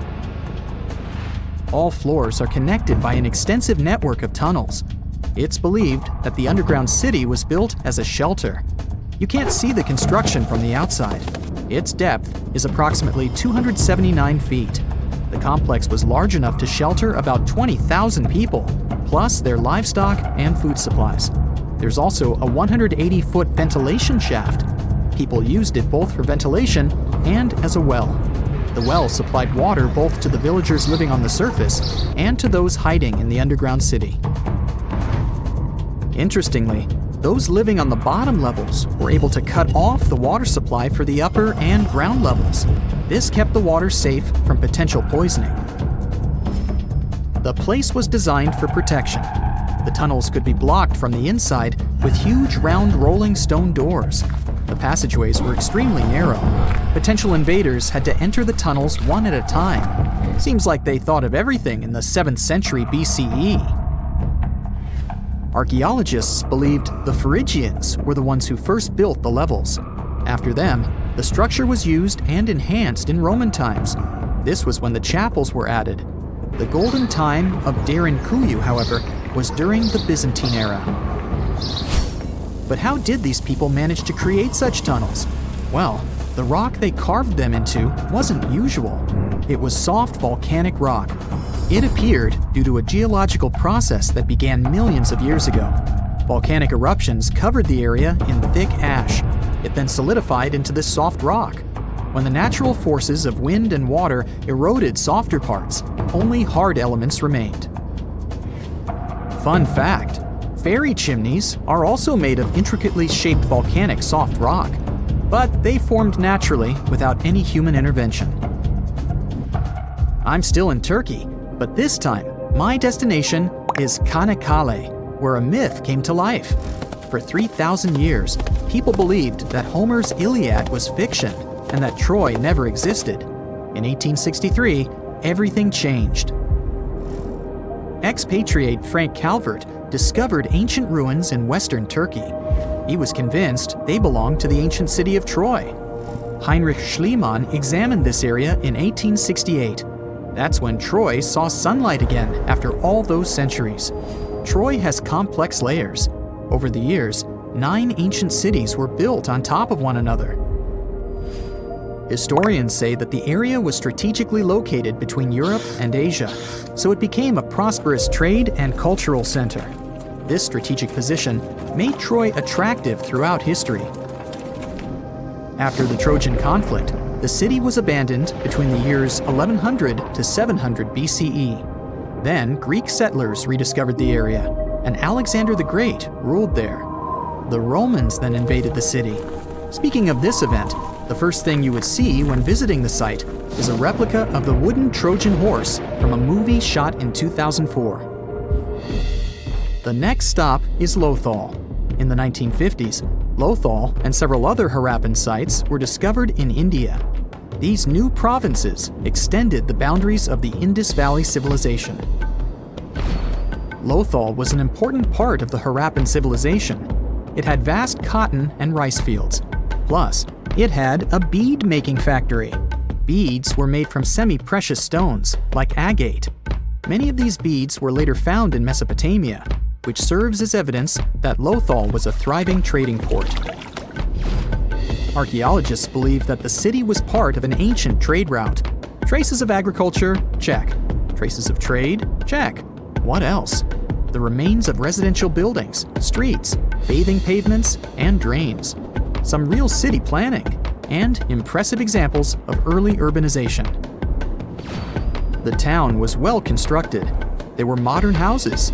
Some of them had 6 rooms, bathrooms, a large courtyard, and even a veranda. Lothal also had the world's oldest known dock. It linked the city with the Sabarmati River and the trade route. The ancient Mayan city of Calakmul is located in southern Mexico in the tropical forest of the Tierras Bajas. From 500 CE to 800 CE, Calakmul was home to over 50,000 people. There was a central plaza surrounded by outer districts. And if we count both the inhabitants of all those outer areas and those who lived in the center, Calakmul had a population of more than 1.5 million people. It was a city that was habitable for 12 centuries. It's believed that the place had more constructions than any other excavated Maya settlements in the region. After 1000 CE, the Maya civilization there faced a downfall. The settlement that was once the center of Mesoamerica was almost completely abandoned. The ancient city was at the heart of the second largest tropical forest in America. The site is well preserved, so today, if you were to visit it, you would be able to picture what life looked like in ancient Mayan times. The city remains include architectural complexes and sculpted monuments, defensive systems, quarries, water management features, agricultural terraces, massive temple pyramids, and palaces, not to mention a variety of body ornaments and other accompanying objects. It proves that complex state-organized societies lived in this tropical forest. The Mayans depicted nature in their paintings, pottery, sculptures, rituals, and even food. I'm moving on to a place people thought didn't really exist. The city of Thonis Heracleion appeared only in a few inscriptions and ancient texts. Turns out, it was waiting to be discovered for thousands of years. Scientists searched the majority of the coast of Egypt. But then, archaeologist Frank Gaudio and his team detected a colossal face looking at them from under the water. The ancient city of Heracleion was discovered completely submerged 4 miles off Alexandria's coast. In the ruins of the lost city, there were 64 ships, 700 anchors, and a treasure trove of gold coins. Archaeologists consider a 16-foot tall statue and the temple remains the most important findings discovered by the expedition. Back then, the city had ceremonies and celebrations that took place in the Temple of Amun. The ruins and artifacts were made from granite and diorite, so they were in good condition even after having been in contact with water for centuries. They give people a glimpse into what life was like 2,300 years ago in one of the most important trade ports of the world. The city had a network of canals. You can think of it as an ancient Egyptian Venice. The canals linked many separate harbors and anchorages. Towers, temples, houses, and other structures were also linked by bridges. Thonis Heraklion was the country's main port for international trade and the collection of taxes. No one really knows how the city ended up submerged, but archaeologists connect it with natural causes. At the end of the 2nd century BCE, most probably after a flood, Heraklion got covered with water. Then, Alexandria, the city founded by Alexander the Great, became more glorious than Heraklion. Before Alexandria's fame, Heraklion was the main port of entry to Egypt. So, after the disaster, many ships heading for Heraklion had to change their route and go to Alexandria. Heraklion lost its glory until its rediscovery in 1933. Mesa Verde is an American national park in Colorado. The park is the largest archaeological preserve in the U.S., with more than 5,000 sites, including 600 cliff dwellings. Mesa Verde means green table in Spanish. The name comes from the shape of the mountains in the area, with flat tops and steep sides. The park is an Ancestral Puebloan archaeological site. Starting from 7500 BCE, a group of nomadic Paleo-Indians seasonally lived in Mesa Verde. They were hunters, gatherers, and crop farmers. They built the first pueblos in the region. By the end of the 12th century, the Mesa Verdeans began constructing massive cliff dwellings, which are now the best-known structures in the park. Where in the world can you find the Eiffel Tower just a few miles away from the Trevi Fountain? Yeah, you guessed it, Las Vegas. The city is famous for devouring 60,000 pounds of shrimp a day and hosting around 150 weddings every 24 hours. But here's the plot twist. There's a hidden world lying right beneath the neon lights. Welcome to Vegas number 2. It's not the spectacle you're used to, but it's every bit as fascinating. I'm talking about a sprawling network of tunnels over 600 miles long, crisscrossing beneath the city, built to divert pretty intense floods. You heard it correctly, floods. Vegas is an artificial city built in the middle of the Mojave Desert, where the average summer temperature is 100 degrees Fahrenheit. With this heat, it doesn't come as a surprise that water is scarce there. Vegas has very limited local water sources, so 90% of their water comes from the Colorado River. The rain and snowmelt from the Rocky Mountains is piped to Vegas over 100 miles away. Water is such a precious resource that homeowners living in the city's suburbs are fined if they overuse their water quota by, let's say, watering their lawns. And still, urban planners needed to come up with a gigantic system to stop floods. Vegas has really come a long way since its modest beginnings. A desert is rarely a place developers look at and say, let's build a mega town here. But Southern Nevada was a place full of gold, silver, and other types of ore. It was located between Los Angeles and Silver Lake City, which at the turn of the last century were pretty promising markets. There was only one thing missing: water. Developers already expected that if water could be found in the region, then the Vegas Valley would be fertile and rich. They did find a solution for artesian water, but then they had another problem. The thing about deserts is that when it rains, it pours. The region tends to get 4 inches of rainfall per year, but it rains 3 inches in a few hours, and there you have it. Chaos.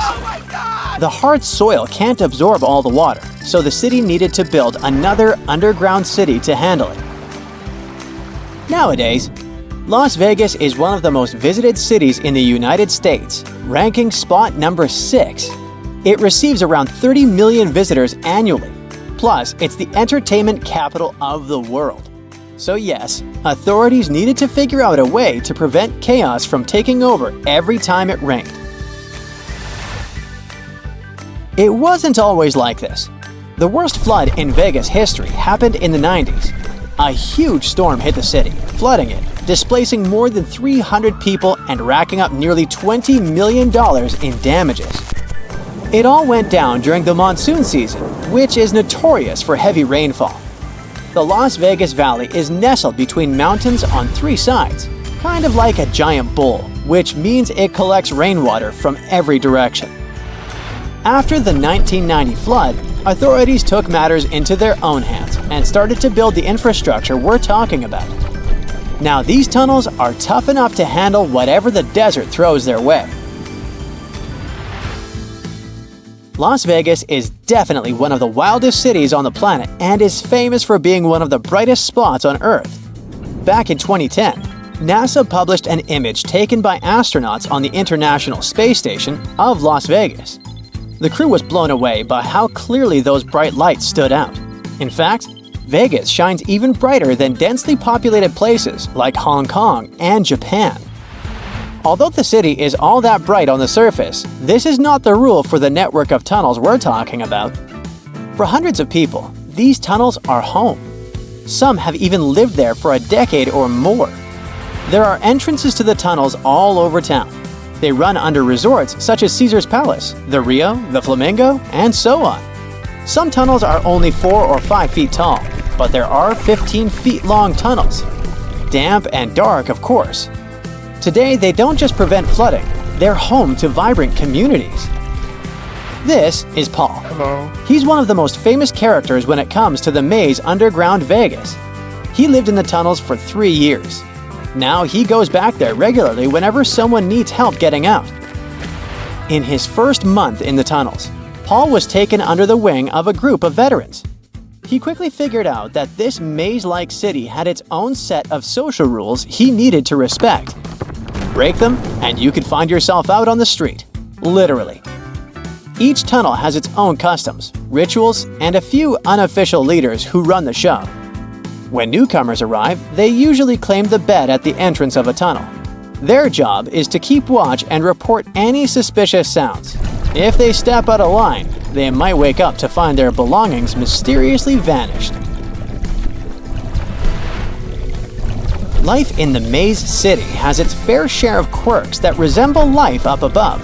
Some people bring along chairs, beds, tables, and even barbecue grills. Basically, whatever they can scavenge from curbs and dumpsters to spruce up their new digs. There's just one catch. The tunnels tend to soak up floodwater, so they need to elevate their stuff a few inches off the ground. That's why you'll see beds and bookcases perched on makeshift stilts, keeping everything safe from rising waters. When the locals sense rain on the way, they scramble to gather anything they want to protect and haul it to the tunnel exits. There's no fresh water down there at all, and the only electricity comes from batteries. That's today's mission for Paul. He's going around handing out water, food, and flashlights to anyone who needs them.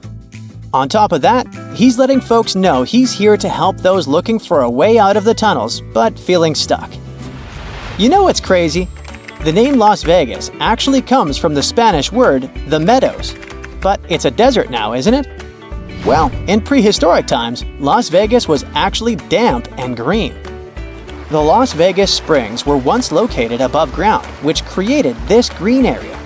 With time, the marsh eventually went underground, and the valley turned into the barren land it is today. If you're soaking up some Nevada sun at Caesar's Palace, you'd never tell that there's a vibrant community living right under this famous hotel. Urban explorer Drew Binsky took a day to explore these cryptic tunnels.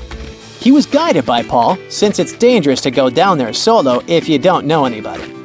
It's pitch dark down there, and most residents don't know if it's day and night. It's pretty easy to lose track of time.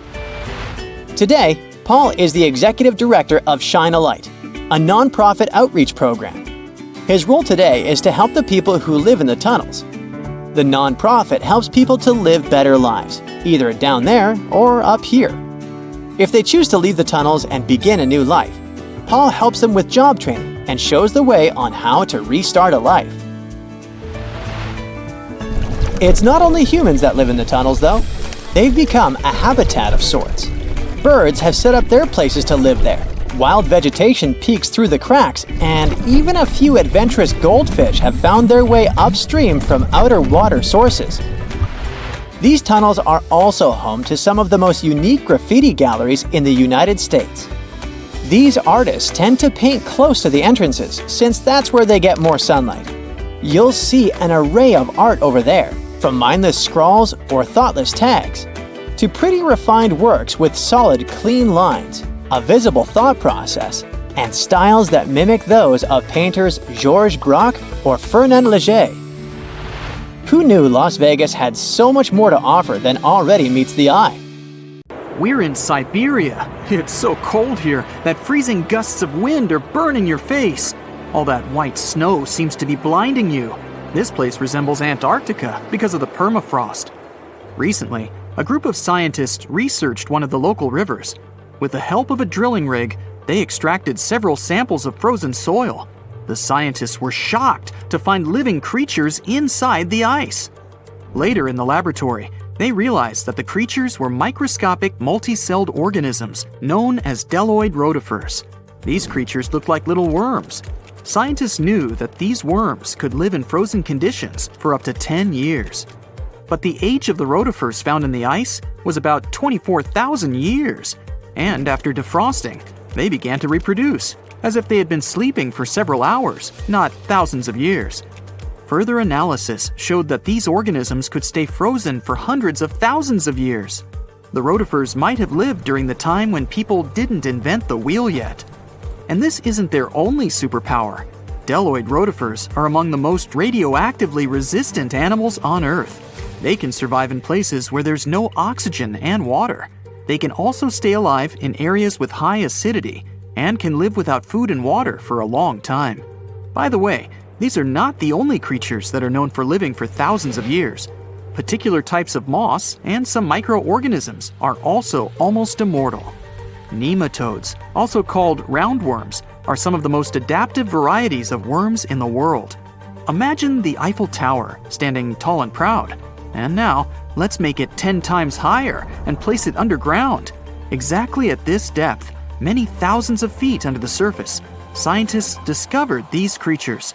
There's no sunlight and almost no air in this place. And since it's much closer to Earth's core than the surface of our planet, the temperature here is higher than in the middle of the hottest desert. Millions of tons of soil above create insane pressure. But all this couldn't prevent life from developing here. When roundworms run out of air, food, or when the temperature becomes too high, they get into a unique state of stasis, or deep hibernation. In this mode, the worm's metabolism slows down, and almost all the processes in their bodies stop. The creatures can sleep for a very long time, and only wake up when the environment becomes more livable. By the way, you don't have to go so deep underground to find these creatures. Nematodes are found all over the world. They can live in hot springs, deserts, high in the mountains, among the harsh ices of Antarctica, or inside animals and humans. Our next invulnerable creatures are tardigrades, also known as water bears. These are microscopic, 8-legged invertebrates closely related to arthropods. It's impossible to see them with the unaided eye. But a conventional microscope will allow you to see tardigrades in detail. They look like minuscule bears. They're called water bears because they need a thin layer of water around their bodies at all times. It's necessary to prevent dehydration. Tardigrades have been found in all kinds of environments, from ocean depths to sand dunes. They're incredibly robust thanks to their unique organism structure. Yeah, they look soft, but their body is covered with a tough cuticle. This coating resembles the exoskeletons of grasshoppers, mantises, and many other insects. Water bears shed their old layer of the cuticle when they need to grow. Each of their 8 legs has 4 to 6 claws, which helps them cling to any surface. The bears can survive at a temperature that's almost 3 times as cold as the temperature in the ice of Antarctica. Heat doesn't harm them either. They have been proved to survive at the temperature that makes water boil. Also, water bears are not afraid of radiation and high pressure. In the depths of the ocean, pressure can destroy alloys of the strongest metals, but these creatures can withstand pressures 6 times greater. But the coolest thing is that they can live in the vacuum of space. Our planet has a magnetic field. this is a shield that protects us from solar radiation. Tardigrades don't need this protection. They can go into near-Earth orbit and come back unharmed, all thanks to a protein protecting their DNA from ionizing radiation. Like other immortal organisms, water bears can fall into a state of cryptobiosis. Tardigrades pull their head and legs inside their bodies and fall asleep. If the surrounding conditions suggest freezing, drying out, or experiencing a lack of oxygen, they will remain in this barrel form until the situation improves. So those are microscopic organisms and microbes that can only be seen through a microscope. But how about something bigger? Meet ironclad beetles. They live in the southwestern US and Mexico. These insects cannot survive high temperatures, live without oxygen, or in conditions of increased radiation. But their shells are so tough that they can only be pierced with a drill or hammer. Their durable exoskeletons are made of a special substance, chitin. It can also be found in the armor of crabs or shrimp. And still, the chitin of the ironclad beetle is so durable that it allows this creature to withstand the impact of a car moving at high speed. In times of danger, they can hide their whiskers and strong legs in special recesses in their shell. Other animals can't bite through the armor, so they spit the beetle out and leave to look for lunch somewhere else. As soon as the danger disappears, the bug stretches out its legs again and goes about its business. Also, the armor saves the beetles from dehydration, which is very useful in hot areas of Mexico and the southwestern US. Inside the exoskeleton, they can store moisture. In other words, these bugs can absorb water whenever they find it and transport this liquid inside themselves.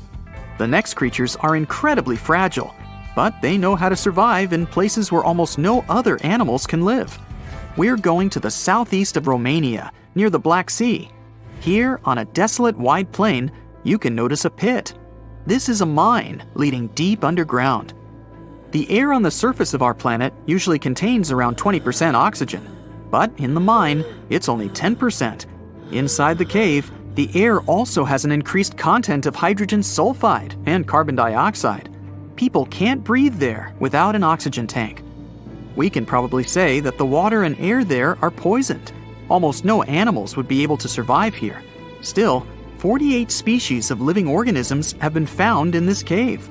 33 of them are newly discovered species. And they aren't the only microbes or bacteria that can't be seen without a microscope. Something bigger lives here. Strange white snails crawl over the walls of the mines. Transparent shrimp and a bunch of unknown kind of leeches swim in the water. White centipedes with huge whiskers and creepy white spiders run on the ground. And they all have been growing here for almost 5 million years. You might notice a water scorpion and another unidentified species of this animal. It doesn't look like its relatives living in hot sands or tropical forests. No living creature here looks ordinary at all. All animals are either white or transparent. They have no eyes, but are equipped with long paws and antennae whiskers that help them navigate in this dark space. The deeper you go into the cave, the less oxygen the air contains. But the number of living organisms is increasing. The air is filled with methane and carbon dioxide. All the inhabitants of this cave have never seen the light of the sun and have never gone out of the darkness. It seems impossible to survive in such conditions where plants don't produce oxygen. The answer to the question of their survival is hidden in a small lake. The surface of the water is covered with strange foam. If you look closely, you can see that this white substance is alive. It resembles soft, wet paper that is easy to tear. The thing is billions of living organisms, bacteria called autotrophs. There's much more carbon dioxide in the cave than there is outside, and these bacteria, like plants, absorb it. But they don't do this with the help of photosynthesis, which means they don't need sunlight. They use water for chemosynthesis. What these bacteria secrete is food for other bacteria. And these other bacteria are food for bigger creatures. A unique food cycle that you can't find anywhere else on the planet only exists here. A girl, once and beautiful, ended up in a grave with a huge sickle across her neck. There were no signs of violence, no indications of any actual crime. Yet, someone was clearly terrified when they forced her into that grave. So scared, that they even placed a padlock on the big toe of her left foot. They wanted her to stay in the tomb once and for all, fearing she might rise and take revenge on them. So, a whole community turned against a young lady who wasn't even over 20 years old, deeming her to be of ultimate danger. Do you see what I'm driving at? Let's test your historical knowledge. Who has been feared throughout human history to such an extent that commoners couldn't shake off that lingering sense of dread, even after their passing? If you say witches, warlocks, and vampires, you'd be completely correct. Just a little hint here. If you can't overpower someone physically, you can do it supernaturally. Well, that's at least what people used to think back in the 17th century. Not only was there a sickle and a padlock, but there were also signs of an attempt to twist the girl's corpse in the grave and turn it face down. This attempt had failed, leaving her spine buckled and twisted. By the way, the padlock wasn't necessarily meant to lock a vampire. It was more likely a talisman against evil spirits. That's a peculiar and, let's face it, very cruel way to bury someone. Yet it was a common practice for creating anti-vampire burial sites. The methods for preventing vampires from rising were quite elaborate. First off, let me introduce a term. Anti-vampire graves, known as revenant graves, date back thousands of years and have been found in various locations across Europe. Europe, you heard that right. Now before you say, hey, vampires are a Romanian thing, Dracula, duh, let me convince you otherwise. They are a part of all European folklore, meaning you can find references to them throughout Europe. With new settlements in America, vampire lore spread there too, eventually turning into the Twilight Saga. These anti-vampire burials are characterized by evidence of precautions taken to prevent those who bit the dust from rising. Such measures could include placing large stones on the deceased's legs or even piercing the body with a lance to fix it to the ground. To be completely safe, they could also consider removing the head from the torso. So, burying the body face down, cutting off the head, and pressing the body with a stone were the methods used to keep someone believed to be a demonic being from leaving the grave. Let's return to the poor lady, or rather, the girl. A couple of archaeologists, Dariusz Poliński and his partner, Magna Durodzka, who happened to be partners in both crime and life, stumbled upon her grave. Strangely, all of her 206 bones remained untouched. Yet no gravestone, no name, nothing. Just a lonely grave on a hill in northern Poland. Poliński, a professor of archaeology, and Zagrodzka began piecing together the story of the woman they eventually named Zosia. Carbon dating suggested she had been about 18 years old and had passed away about 350 years ago during a chaotic time in Poland's history. There is little documentation about this graveyard, which seemed to serve as a resting place for individuals marginalized by the community. Was Zosia a poor girl who had been marginalized because life forced her into the worst situation a lady could face? Not really. As the archaeologists delved deeper, they stumbled upon some hints that indicated she might have hailed from a rich family. Her burial featured a stylish bonnet, and the delicate silk along with shiny silver and gold threads found with it suggested that it was part of an elegant headdress. This all pointed to the idea that she had some serious status or wealth. But the way she was buried indicated her outsider status in the village of Pien. Perhaps her presence there was unwanted. Hence the idea of her being a vampire, backed up by the manner in which she was forced into the grave and held there. By analyzing the structure of her skull and extricating DNA from her skeleton, scientists created a reconstruction of what her face might have looked like. The specialists meticulously reshaped Zosia's likeness using modeling clay on a 3D printed model of her skull, which proved to be a deeply moving experience. They remarked that while they often worked on face reconstructions, in this case, they also sought to restore her dignity. Utilizing these three methods, the team reconstructed Zosia's 400-year-old face, revealing the human story buried beneath supernatural beliefs. It's ironic, isn't it? First, people tried their hardest to make the world forget her face and prevent her from ever coming back. 400 years later, people did everything they could to bring her back to life, Her picture now is all over the internet. Yet we will never see the faces of those who buried her.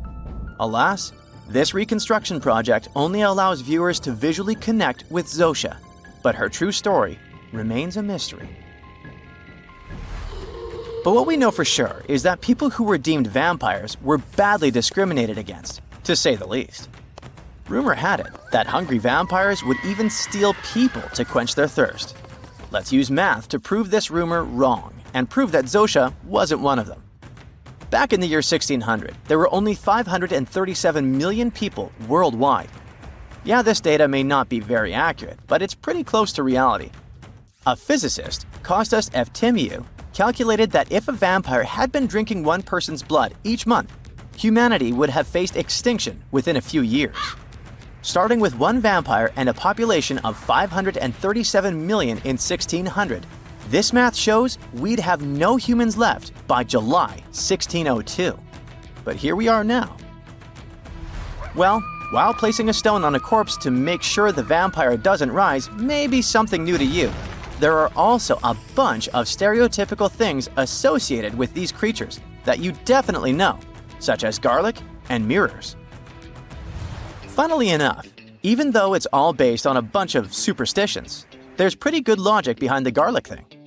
You see, it contains a special compound called allicin, which is a powerful antibiotic. While people back then couldn't know what an antibiotic was, they noticed garlic was pretty effective against various conditions. Since they believed vampires were created by a particular blood condition, they also believed garlic could defeat a vampire. And there's more.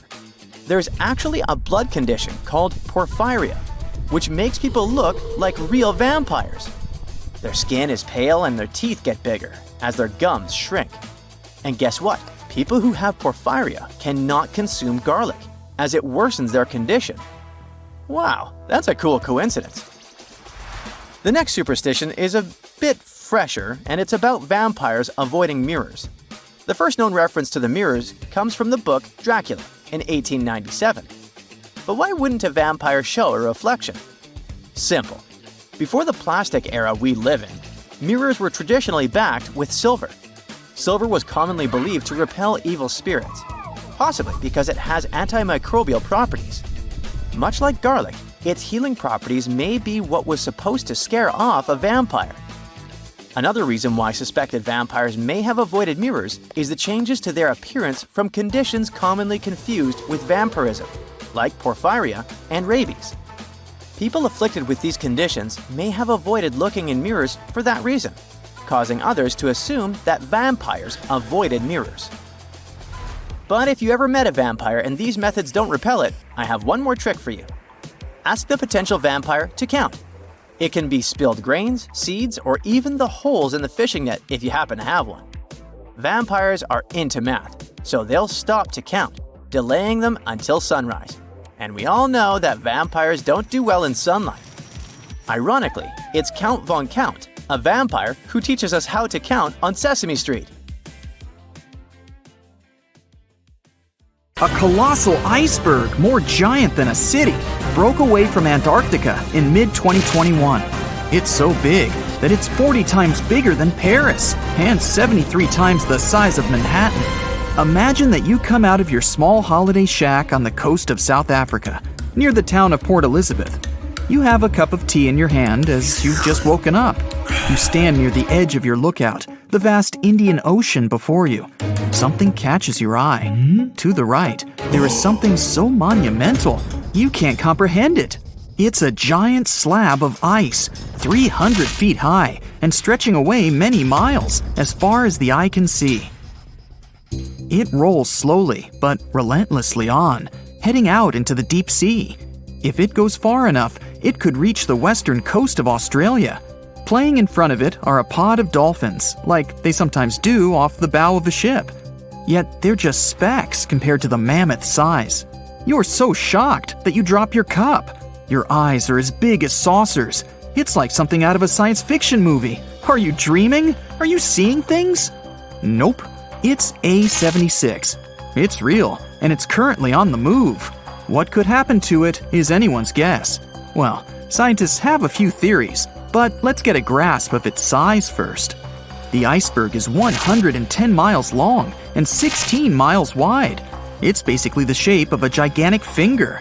If you were standing at the coast of Dover, looking across the English Channel toward France, the iceberg would be almost as wide. The channel is 21 miles across at its narrowest. That means approximately 2/3 of that distance would be filled with the iceberg. That's if it were drifting, finger pointing down, so to speak.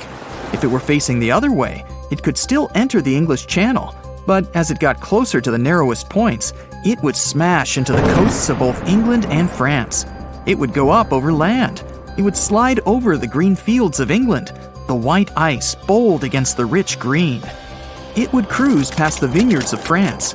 It was temporarily lowering the temperature of everything around it. Those grapes would be like jelly crystals. It would skim right over highways, cars stopping to observe this colossal thing like a visitor from another galaxy. You could pluck chunks off it for your drink as it sailed past. Failing that, you could scale it and go ice climbing, right on the outskirts of London. It would certainly be handy in the summer. But let's get back to what actually happened, and what scientists think will happen to it. As of the beginning of 2022, A76 is the world's most giant floating iceberg. It was calved from the Filchner Ronne ice shelf in Antarctica in the middle of May 2021. Ice calving, also known as glacier calving, is the breaking up of ice chunks from the edge of a glacier. It then pulls away from the ice mass into a separate entity. If you were nearby, you would hear a lot of cracking and a massive booming sound. Blocks of ice up to 200 feet would break free and crash into the water. It would cause huge waves. Not even adventurous surfers would want to tackle those breakers. Ice calving is a natural event. The area where A76 broke off has seen little change in recent decades. There have been even larger chunks of ice than A76, but this one is currently the largest in the world. Scientists at the British Antarctic Survey spotted it.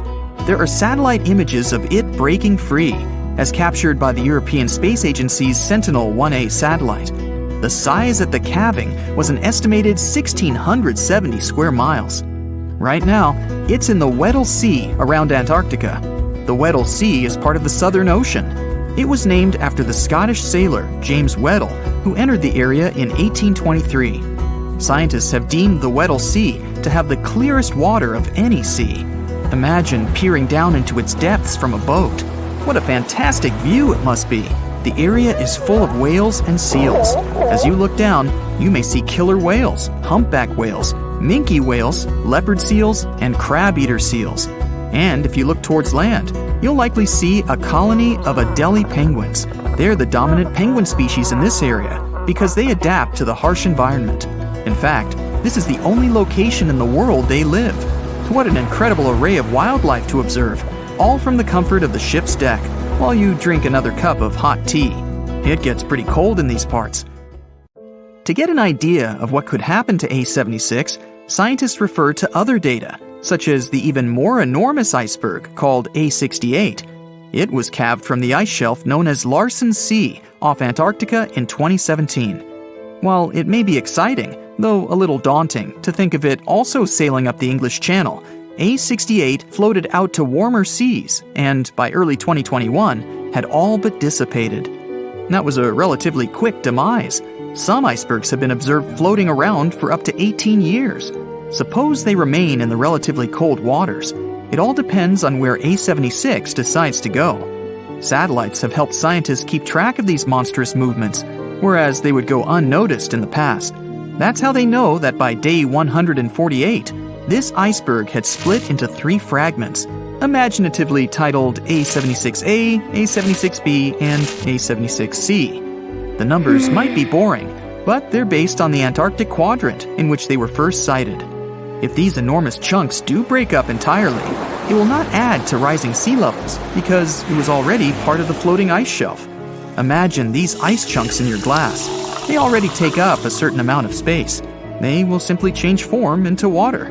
Icebergs like this one are different from glaciers or ice sheets found on land. Those are the things that help to raise sea levels when they break off and melt. For example, if the whole of Antarctica's ice sheet were to melt, it could raise sea levels by nearly 190 feet. If you think A76 is enormous, and it clearly is, there was another that makes it look small in comparison. On record, the largest iceberg was sighted in November of 1956, 150 miles west of Scott Island in the South Pacific Ocean. Ironically, it was seen by a ship known as the USS Glacier. It was sized over 12,000 square miles. This iceberg was larger than the country of Belgium. What may happen to the chunks of A76 will depend on a few factors.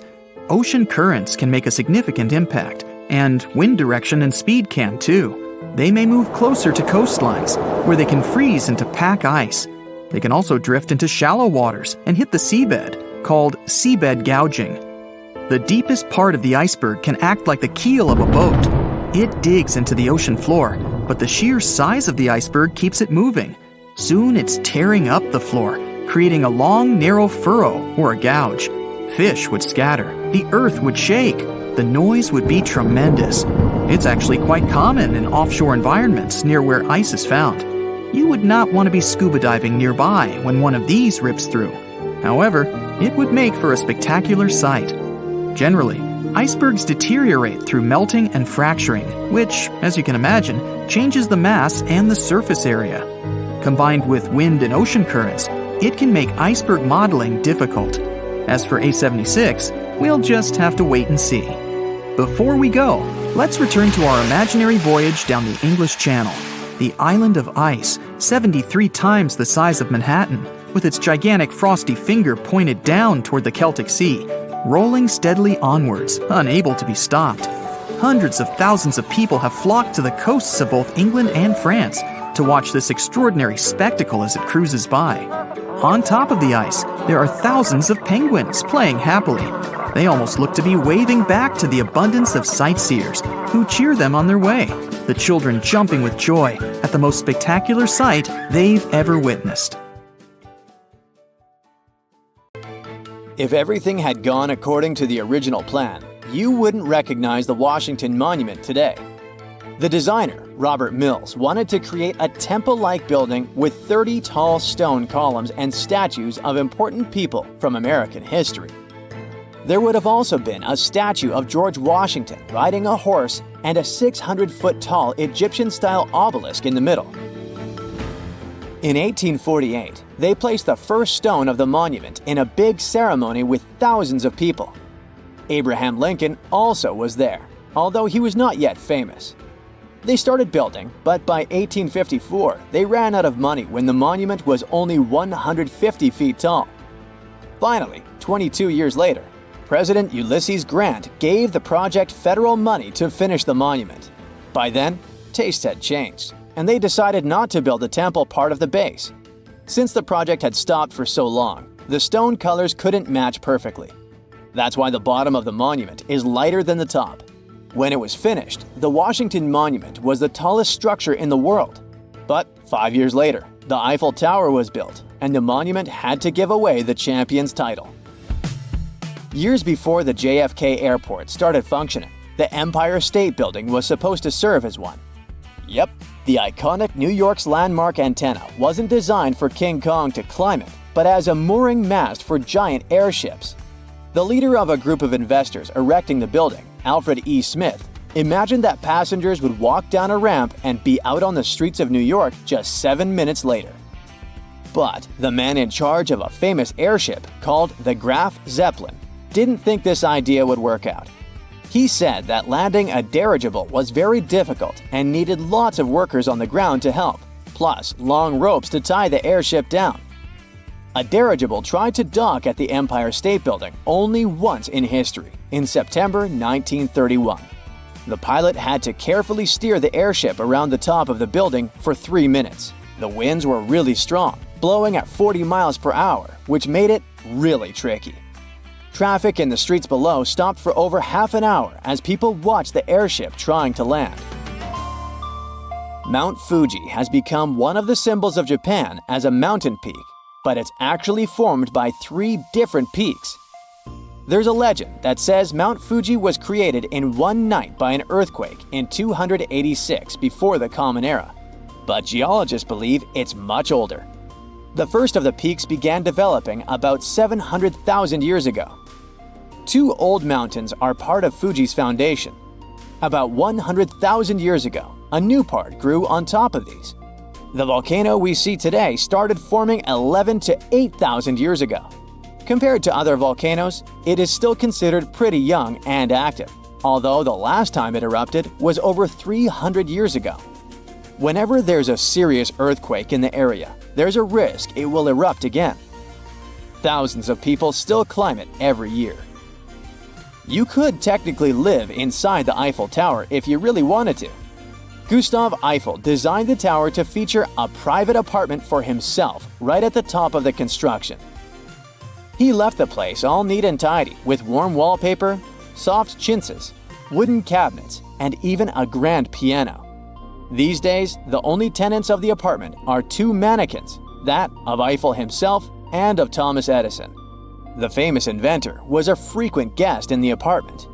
If you buy a ticket to the top of the tower, you can get a sneak peek of the apartment through a window as a bonus. The Statue of Liberty also has a hidden room. It's in the torch. This part of the statue is 29 feet long and is made of copper. It sits on a steel framework that was designed by Gustav Eiffel. Yes, the same person who created the Eiffel Tower. Unfortunately, you can't visit the torch as a tourist ever since it was completely closed back in 1916. But they placed a camera there in 2011 to allow people to enjoy live streaming of the panoramic view from the torch. If you ever pass through Trafalgar Square, you'll surely miss London's smallest police station, since it's hidden beneath a lamppost inside an ornamental light fitting. The reason why it was placed there back in the 1920s was to let police officers be close to public rallies. They happened quite a lot in that area.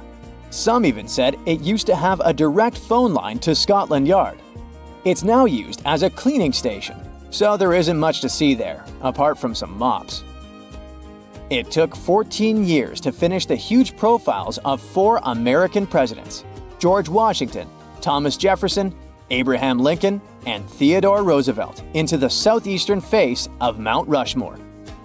If current records are true, there's an incomplete secret room behind Abraham Lincoln's head. It was meant to become the Hall of Records open for visitors. It would keep important artifacts and documents of American history, like the Declaration of Independence and the Constitution. A year into the construction, the authorities decided it was more important to finish the president's profiles, so they cut funding for the project. So the secret room was never finished, and visitors to Mount Rushmore can't see it.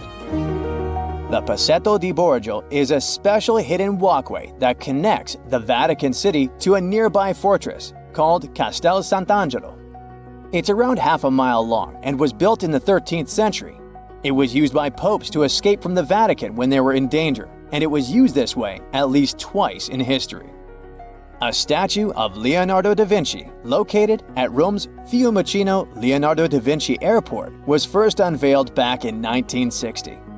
During a recent renovation, one of the workers made a mysterious discovery during this process. He found a small hole somewhere in the middle of the statue, at a height of about 30 feet. After it was carefully opened, they found 2 parchments inside. The first document, written in classical Latin, told the history of the area that now houses the airport. The other one had a list of people who attended the inauguration of the statue. There's a huge network of catacombs under Paris, stretching for around 174 miles. It's one of the largest grave sites in the world, and brave tourists are allowed to visit only a small section of it. But some people manage to get into the restricted passages to throw picnics and parties, and even start businesses there. Businesses like a fully functioning movie theater with an underground restaurant and bar. The law enforcement officers who found it believe it must have been built by some secret society. Whoever arranged it was trying to hide the entrance, making it look like a construction site. A motion sensor would set off a video camera, recording anyone who tried to sneak in. Then, a sound of a barking dog would play, hoping to scare off intruders. Those who weren't scared away would get into an underground theater with rows of seats carved into the rock, a big movie screen, and a projector just like in a regular movie theater. The experts were surprised that the electricity worked so well underground to power it all. So, a team came back to check it out. But when they returned, everything had been removed. The electricity lines were cut, and the items were gone. All that was left was a note saying, "Do not try to find us."